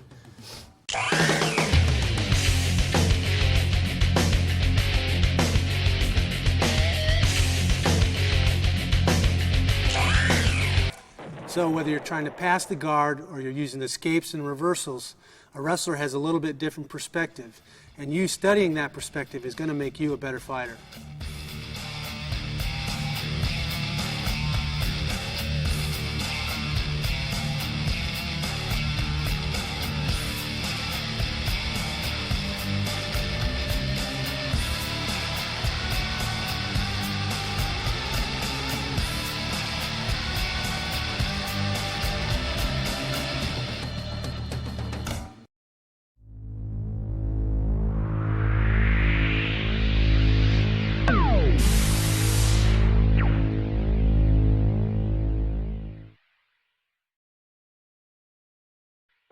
think you know you're going to win before you walk out there. And you know you're going to win. You train to win. You don't just train to compete. I mean, I train to win. I know I'm going to win before I walk out there, and I expect to win when I walk out there. And only until I don't win do I know I didn't win, you know what I mean? A lot of fighters now, when they train and prepare to compete against me, they know they're going to have to deal with that infighting. And if I can fight my way into that clinch and position, then they know they're going to have problems dealing with that. And so that's probably the one area that I have an advantage, and I have a strength that I like to try and use. I don't have a particular submission or any particular technique. It's more of a tactic and an area of fighting that I like to try and establish. And so far I haven't come up against another fighter that I wouldn't feel comfortable going into the clinch and competing against. And a fight that comes to mind for me was the Vitor Belfort fight, which was a huge fight for me as far as kind of really starting my fight career and getting it going, because of his reputation as a fighter and then because of the way the fight went. And there was a particular moment in that fight when we got back to our feet, and I was using the collar tie pretty effectively and landing a bunch of uppercuts, and I felt the tension kind of go out of his body. I felt the resistance kind of go out of his body. I knew at that point that he broke. Mentally he broke, and he wasn't going to be very effective from then on out. And it was probably less than 2 minutes after that the fight was over. And I've experienced that in wrestling as well, where you've pushed a guy and worked on a guy so hard and so intensely that you feel him mentally more. I think it's more mental than physical. You feel him break. You feel his desire to compete leave him, and that's a very unique feeling. And it's at that point that you know you've won the fight.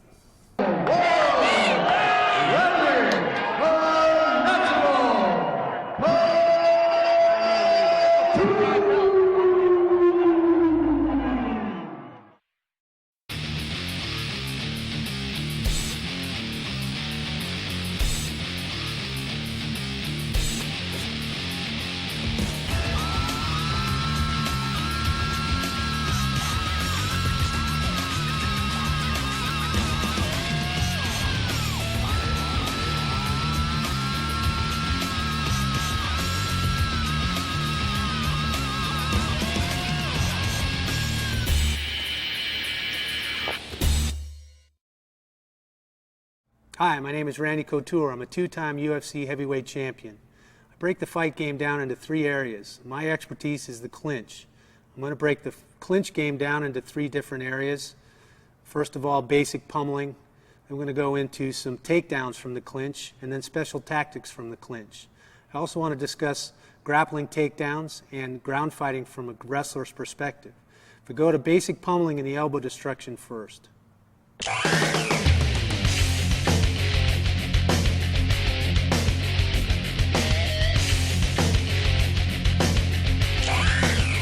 We're going to start today with some defensive positions and elbow destruction and some ways to protect yourself as you try to close the distance. Helping me today is one of our Team Quest fighters, Nathan Corey. So it's very important as I control this distance, I either want to be in long range where I can't be reached by my opponent, or as I move into that middle range, I want to make sure that I'm covered. I've covered my chin and my face, because you always know where the target is. The guy's going to try and hit you or kick you in the face. I like to use an elbow destruction where I'm just sliding my hand up and putting my elbow in front of that target, either here or here. So as I move through that middle range or range of exchanges and establish that clinch range, I'm covered, I'm protected. And then once I establish that close range or attached range, I can start to fight for those dominant positions, the underhook, okay, or the double underhook, using that collar tie. We're going to go through several of these positions and make sure that we can protect ourselves and then establish that dominant position we're looking for. Okay, so I want to use that elbow destruction, close that distance, attach myself to my opponent. I want to move through the range of exchanges. If I stop here and pause, I'm vulnerable to be hit, kicked, or kneed. So I'm at long range, covering. Now I'm at attached range, right to the underhook, the dominant position. Use the elbow destruction. Okay. And that actually hurts. Even with gloves on, if somebody hits your elbow with their hand, the chance of them breaking those small bones in their hand is pretty good. And it's generally a good way to protect yourself in a lot of situations.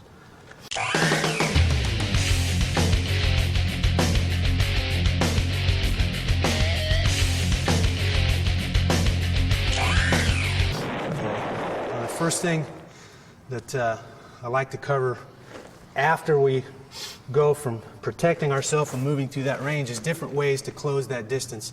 One of the ways I can use is to bait my opponent into coming into that middle range, so that I want him to try and punch or kick at me.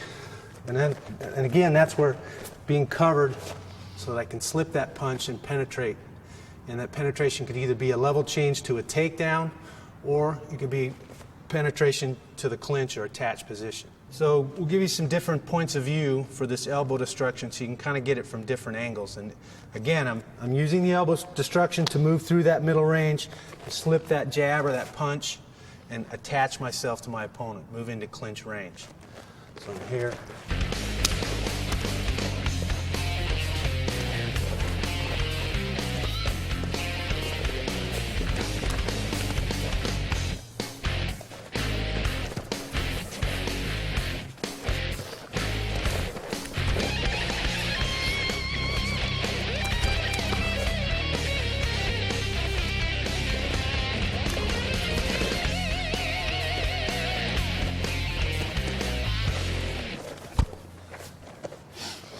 Now that's one way is to be defensive. Bait your opponent into moving into that middle range and throwing a punch or a kick so that you can close the distance. The other side of that coin, and the one that I tend to use, is being offensive, where I'm going to throw a punch or a kick to get my opponent to cover and stop moving, set his feet, so that then I can move through that middle range and establish clinch range. One of the things that I like to use is an overhand right to get my opponent to cover, and then that's going to allow me, as he stops to cover and sets his feet, to close that distance and achieve that clinch or attached position. So I'm going to throw an overhand right, my opponent's going to cover, and I'm going to follow that punch right to clinch. Okay.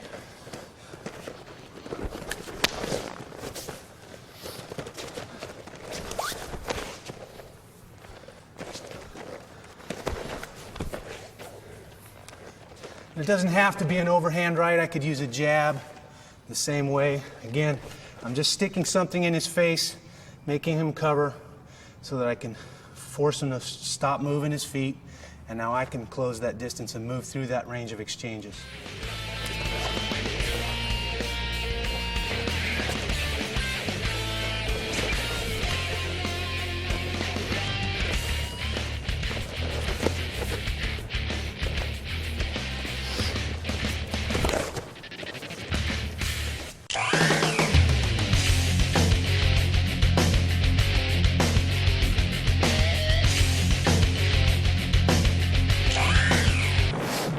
Another option in an offensive manner is to use a front kick to get him to move, set his feet, and then close that distance and move through that middle range. I'm just going to wait. Again, even if he starts to move into that range, I'm just bringing that front foot up, again covering, and then following that front kick right through that range of exchanges to the clinch range or attached position.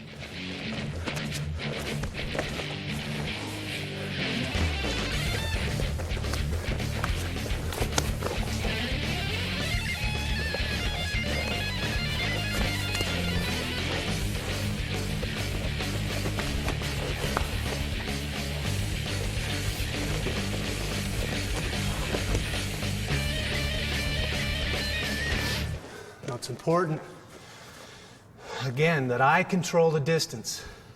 I don't move into that range or allow my opponent to move into that range until I'm ready to move all the way through it and attach myself to him. If I stand in that middle range, I'm asking to be hit, and you're going to get hit. It doesn't matter.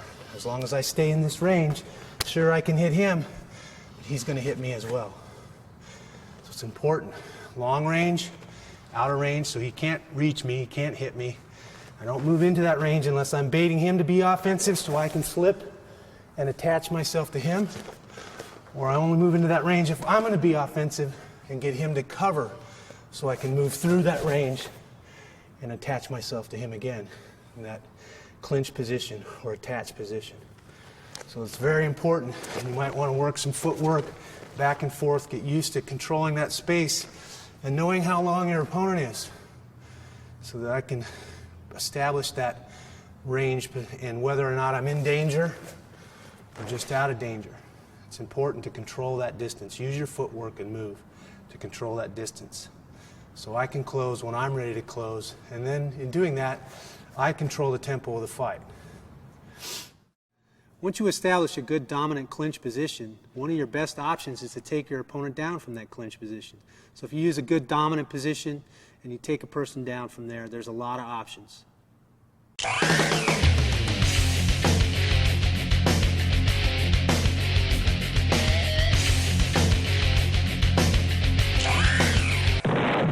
First takedown technique that I like to use and try and set up from this position, and it's important that you realize, depending on what technique I'm trying to set up, my head position in relation to my opponent's head becomes very important.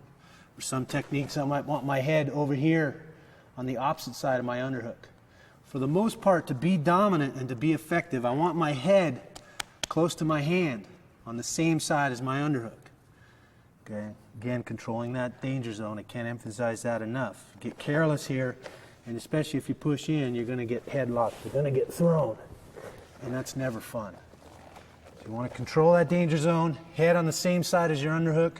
And now I like to block. You can use the wrist, but generally it's pretty easy for your opponent to roll that wrist out. And if he's got a free hand in a fight, generally you're going to be eating leather. So I like to create that wedge and block on the bicep here, above the elbow. I've kind of got counter pressure. I'm pushing away on the bicep on this side. I'm pulling down and in with the underhook on that side. And now I can steer my opponent and move him around and create those manipulations for takedowns and attacks.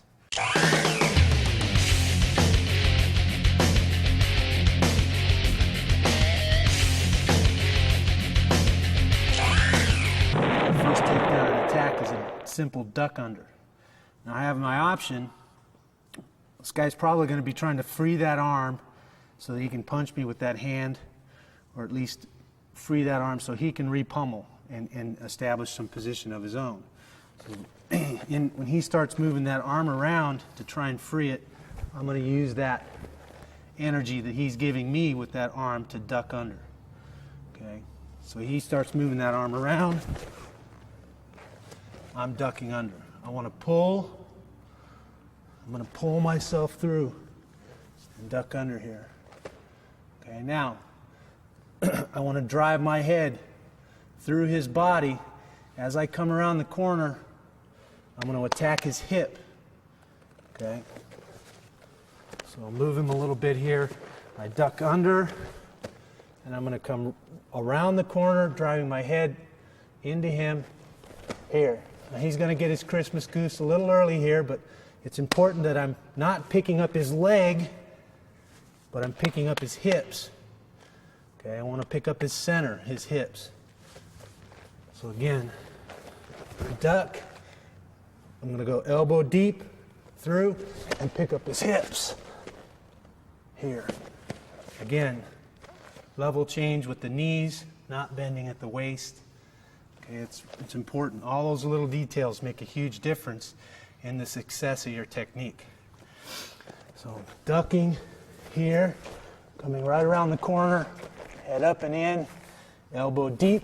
I want to capture his hip here. Now from here, I'm just exploding. I'm going to pull with this hand and rotate him to his shoulder and back. So I duck here. And I'll put him right on the floor. Now, obviously, he's my partner.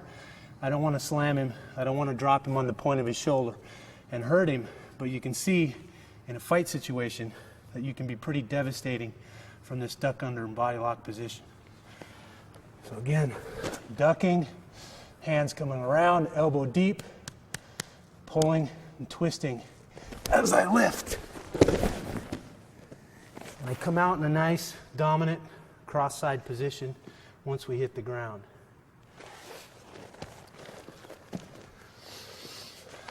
It's important as I duck, I keep my head up and into my opponent. So I'm here, he's trying to clear that hand, he's creating that space for my head.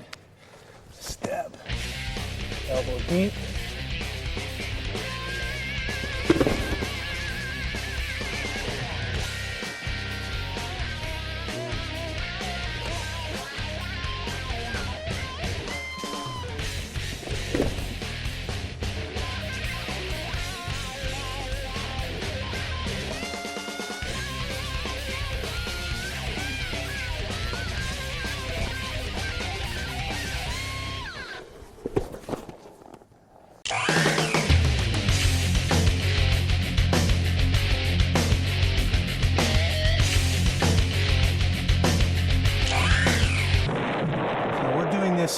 Kind of by the numbers and stopping in position to emphasize the different positions. But in real time, when you execute this technique, it would be all one motion. It's very explosive and dynamic. It would look something like this. Nate's trying to hit me with that hand.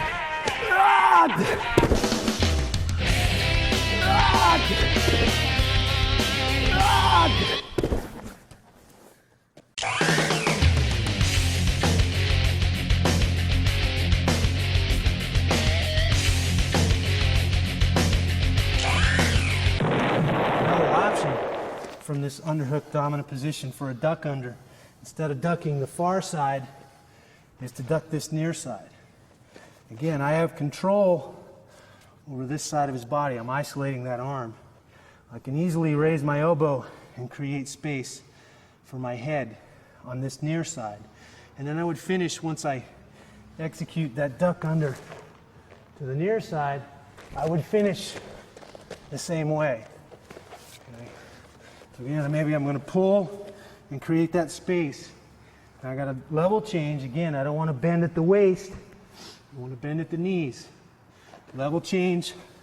Rotate my head through that hole I created. Come right up. My head again, driving up and into my opponent. I don't want to go around him so much as go through him. Free hand, the underhook hand is going to free and come right up the back. Rather than be on his waist this time, like we were for the other duck under, this hand is going to come out up here on the shoulder. I'm still going to use this to pull and create that rotation, that torque. I'm still going to capture his hip, just like we did before, not his leg. Okay, so I'm capturing that hip.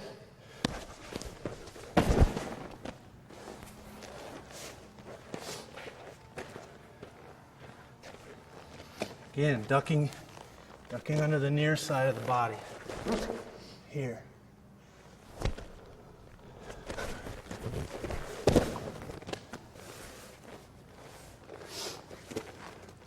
Pretty simple but effective technique. As a 4-time Greco Roman national champion, I've applied a lot of those skills to clinch fighting and come up with some special tactics that are very effective in fighting.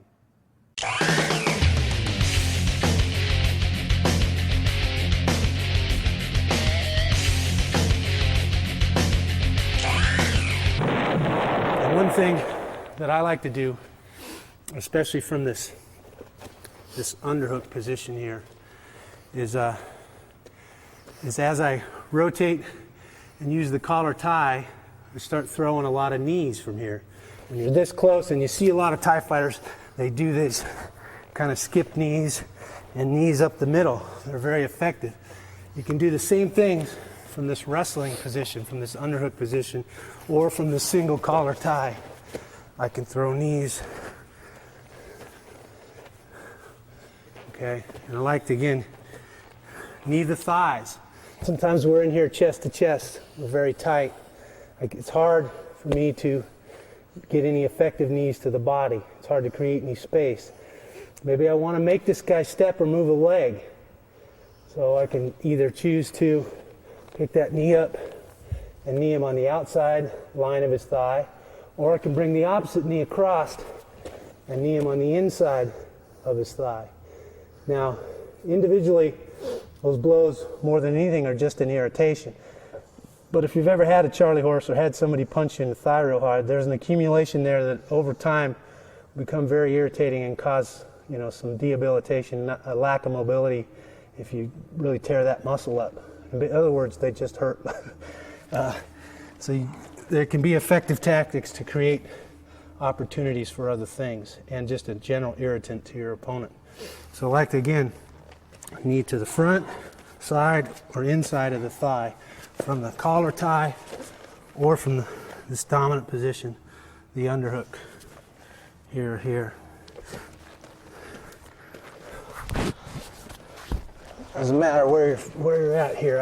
I can feel where his legs are, and I can knee him in those thighs, and it kind of sucks. Okay, again, from the collar, I have access, especially if I have him trapped against a solid barrier here. I've got his head, got an arm, I can knee those thighs. Okay, and then you move up into the midsection. Same thing, I've got that dominant position, that underhook, that collar tie. I can knee into the short ribs.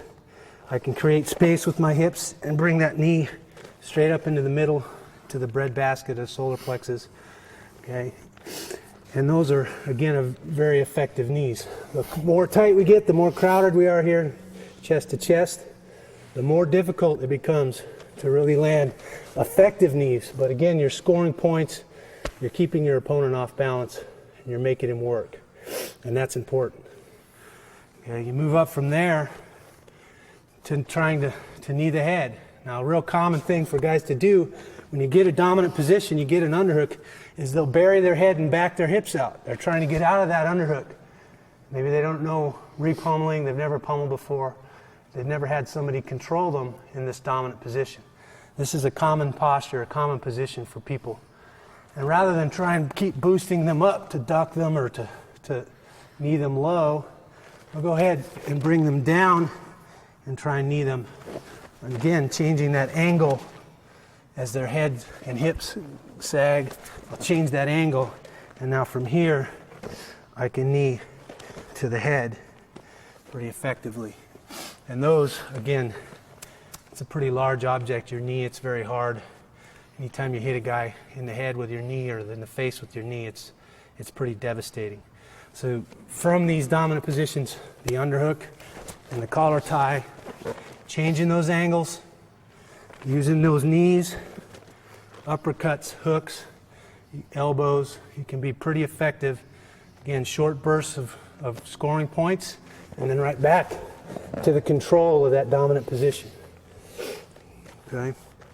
Moving your opponent, keeping him off balance. You want to be unpredictable. I don't want to just be straight ahead. I'm just moving in one direction. It's easy for him to adjust to that direction of attack. So I want to be moving from one side to the other side,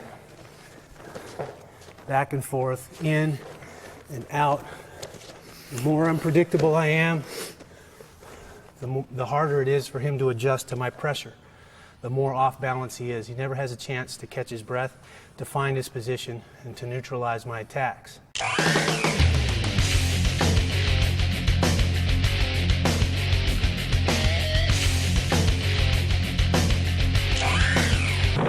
So the first thing you're going to find out is that this is a very taxing position. It takes a lot of conditioning, and you have to build up to be able to do this over a length of time. This pummeling and dynamic position of using the collar and the underhook and creating this kind of pressure on your opponent. Once you've trained and done it for a long time, again, you can use that as a conditioning tool to wear your opponent out. And that's very, very important. And I think you'll find that the intensity that a lot of wrestlers bring to this sort of thing is what a lot of martial artists or more traditional martial artists have trouble with. And we're going to go from using those elbows and uppercuts and hooks from that collar tie and landing those knees to a dominant position, but I'm going to modify this underhook that I use as a dominant position.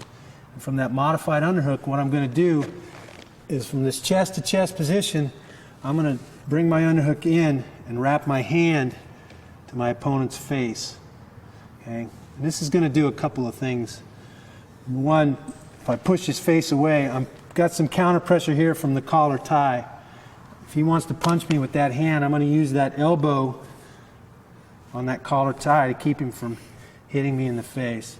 I'm going to create counter pressure by pulling his body into me this way and pushing his face away from me that way.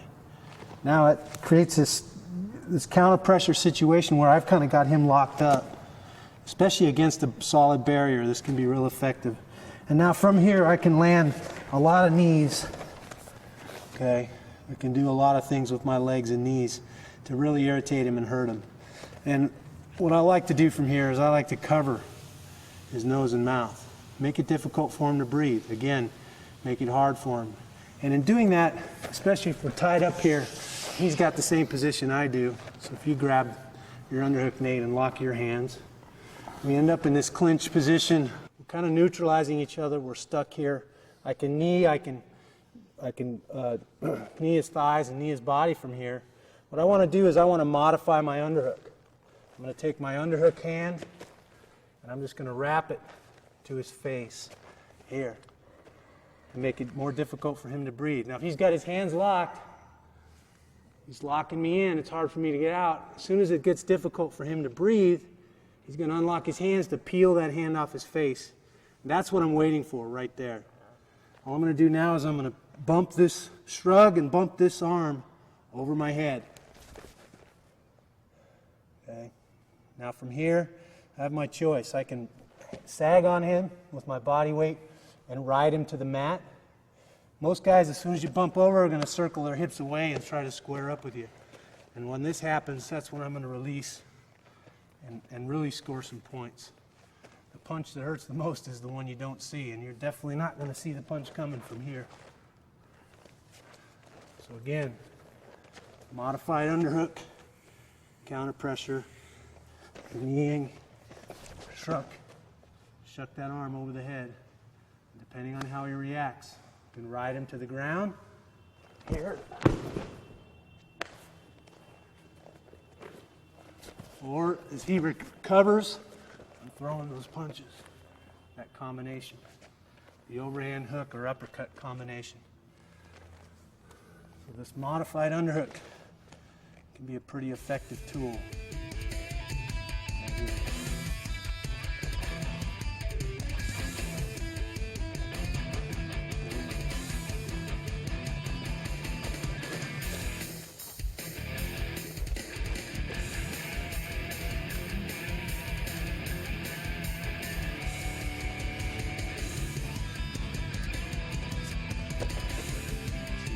Up. If you take the striking out of the fight game, you come up with a grappling situation, which changes your stance and a lot of the tactics that you can use. So we want to talk about takedowns for grappling situations, the tie-ups you can use and the different takedowns you can execute.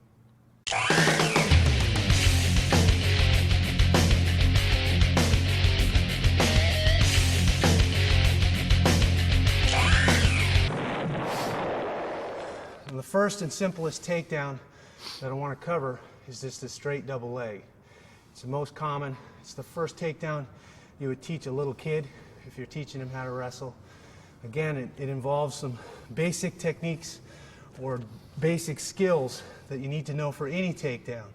The first basic skill is going to be a level change. Okay? Go from a head-to-head position. I want to bend my knees, keep my head up, lower my hips, and change levels with my hips by bending those knees. Here. Now I'm in line to attack parallel to the mat through my opponent. A common mistake is to not change levels and penetrate at an angle to the mat, so that at some point back there, as my opponent moves back and tries to counter my takedown, I run into the mat, and that's as far as I continue to penetrate. Or if I change levels and move in a parallel fashion to the mat, I can go as far as I need to go to run through my opponent and take him down. So it's very important that you get this level change down so that you can move your hips parallel to the mat and drive through your opponent. Now it doesn't matter, I can use a lot of different setups and a lot of different tie-ups to execute a double leg. So you got to figure out, as you use your hands and move your feet to create those opportunities to take your opponent down, which ones are going to work best for you, for your style, your body type, your speed, your flexibility, your strength. All those things play into what kind of grappler, what kind of wrestler you are.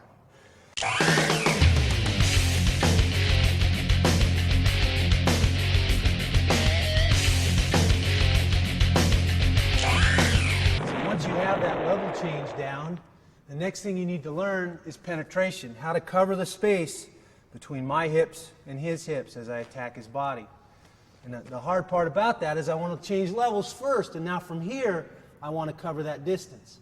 Obviously, if I'm outside an arm's length, I'm giving him a lot of time to react, a lot of time to counter my takedown. So I want to make sure that I'm not clear back here outside of an arm's length if I'm going to try and penetrate and cover that distance. The more time I give him to react with his hips and sprawl and stop me from taking him down, the less my chances are that I'm going to finish that takedown. So I at least want to be within an arm's length if I'm going to change levels and then penetrate. What I'm doing is what's called a rock over step. I'm rocking over my heel toe to my knee. Okay, here. I bring that trail foot up. Okay, if we change sides here, and I penetrate, level change, penetrate, that trail foot comes up. I don't want to leave it back there. I don't have a very good base here. Here I've got a nice foundation. Doesn't matter if Nathan moves away. I'm still here holding my own weight. I'm still here in a good foundation and in position. Okay, I penetrate. I want to make sure as I wrap my hands, I'm going to wrap them low on his calves. I don't want to be on his thighs. I don't want to be on his fruit of the looms. I want to be down on his calves. If you're going to bend or control a tree limb, you don't do it in by the trunk where it's strongest. You do it out on the end of the limb where it's easier to control, easier to bend. Same thing is true here when I'm trying to take him down. Okay, so level change, penetration, bring that trail leg up. Okay, and now, very important, especially if I'm grappling and I want to avoid Nathan's guard. I don't want to just drive him straight back to his butt. If I drive him straight back to his butt, I come out right in his guard. And now from his guard, obviously I have to figure out a way to pass. And depending on who you're grappling against, that can be pretty difficult. So, once I level change, penetrate, trail leg comes up. It comes up for another reason. I need to drive off of this foot and turn the corner. Again, I want to take advantage of the fact that humans on two legs don't move very good laterally. Okay? If I drive him straight back, I end up in the guard. If I drive across his body, driving off this trail foot, I have a pretty good chance of avoiding his guard and taking him down. So from here, again, wrapping to the calves, I'm going to swisher this inside foot. I want to put my hips in line to go that direction, across his body. If I stay here, my hips are in line to go straight ahead.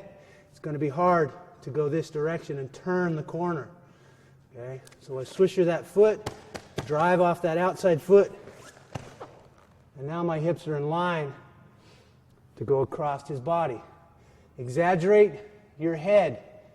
I want to use my head to steer him to the mat. It's like an extra appendage, an extra arm, if you will.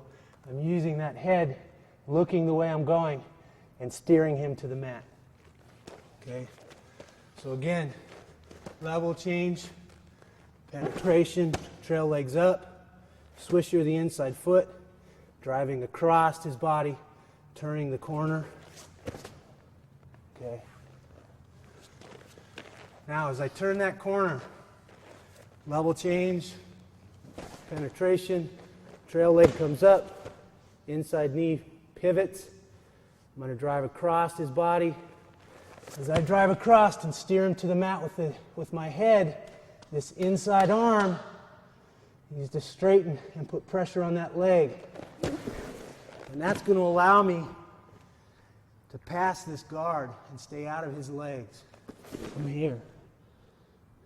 Now I can work up his body and achieve a good cross-side position. And that's very important. I've eliminated the need to fiddle around and be caught in his guard, be in the risk of him submitting me, crawling up my back, looking for a triangle or an armbar. So again, as I drive across, I'm planting my shoulder right in his stomach, trying to pin his hips down. I want to make it hard for him to shrimp, hard for him to create space to get this bottom leg through and around my waist. So I'm putting all my weight on his body. This arm that was across his leg is straightening out so that he can't bring that leg in and again shrimp and get it around my waist. All right, here. And now I can bring this top leg in and work up to a good cross-side position. Anytime I can take my opponent down and eliminate the need for passing his guard, I'm one step ahead of the game. I'm in a much better position than I am having to pass his guard and worry about his opportunities to be offensive. So again, figure out what setup you're going to use, whether it's going to be an elbow, bicep, or what. Make him step, move him. Level change, penetration, pivot, drive.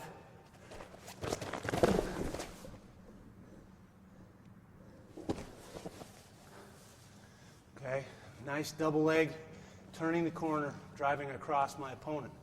And one thing I like to try and add to that sometimes is what we call in wrestling an ankle lace. Okay, as I take him down, let's turn this way. As I take him down here, right here, his legs generally will sit against the mat. He's trying to shrimp and create space to pull guard. What I notice as he does that is I can weave one arm over and under and trap his foot. And trapping his foot and lace his ankles and keep pressure on this bottom thigh. Now from here, I can start to work up, isolate this ankle, and then there's a submission here if you get lucky enough to catch somebody. Just putting my knee in his stomach, working up. I can go to his toe, crank his ankle, or I can sit back, okay, and crank his shin into his calf. Here, trapping his hips.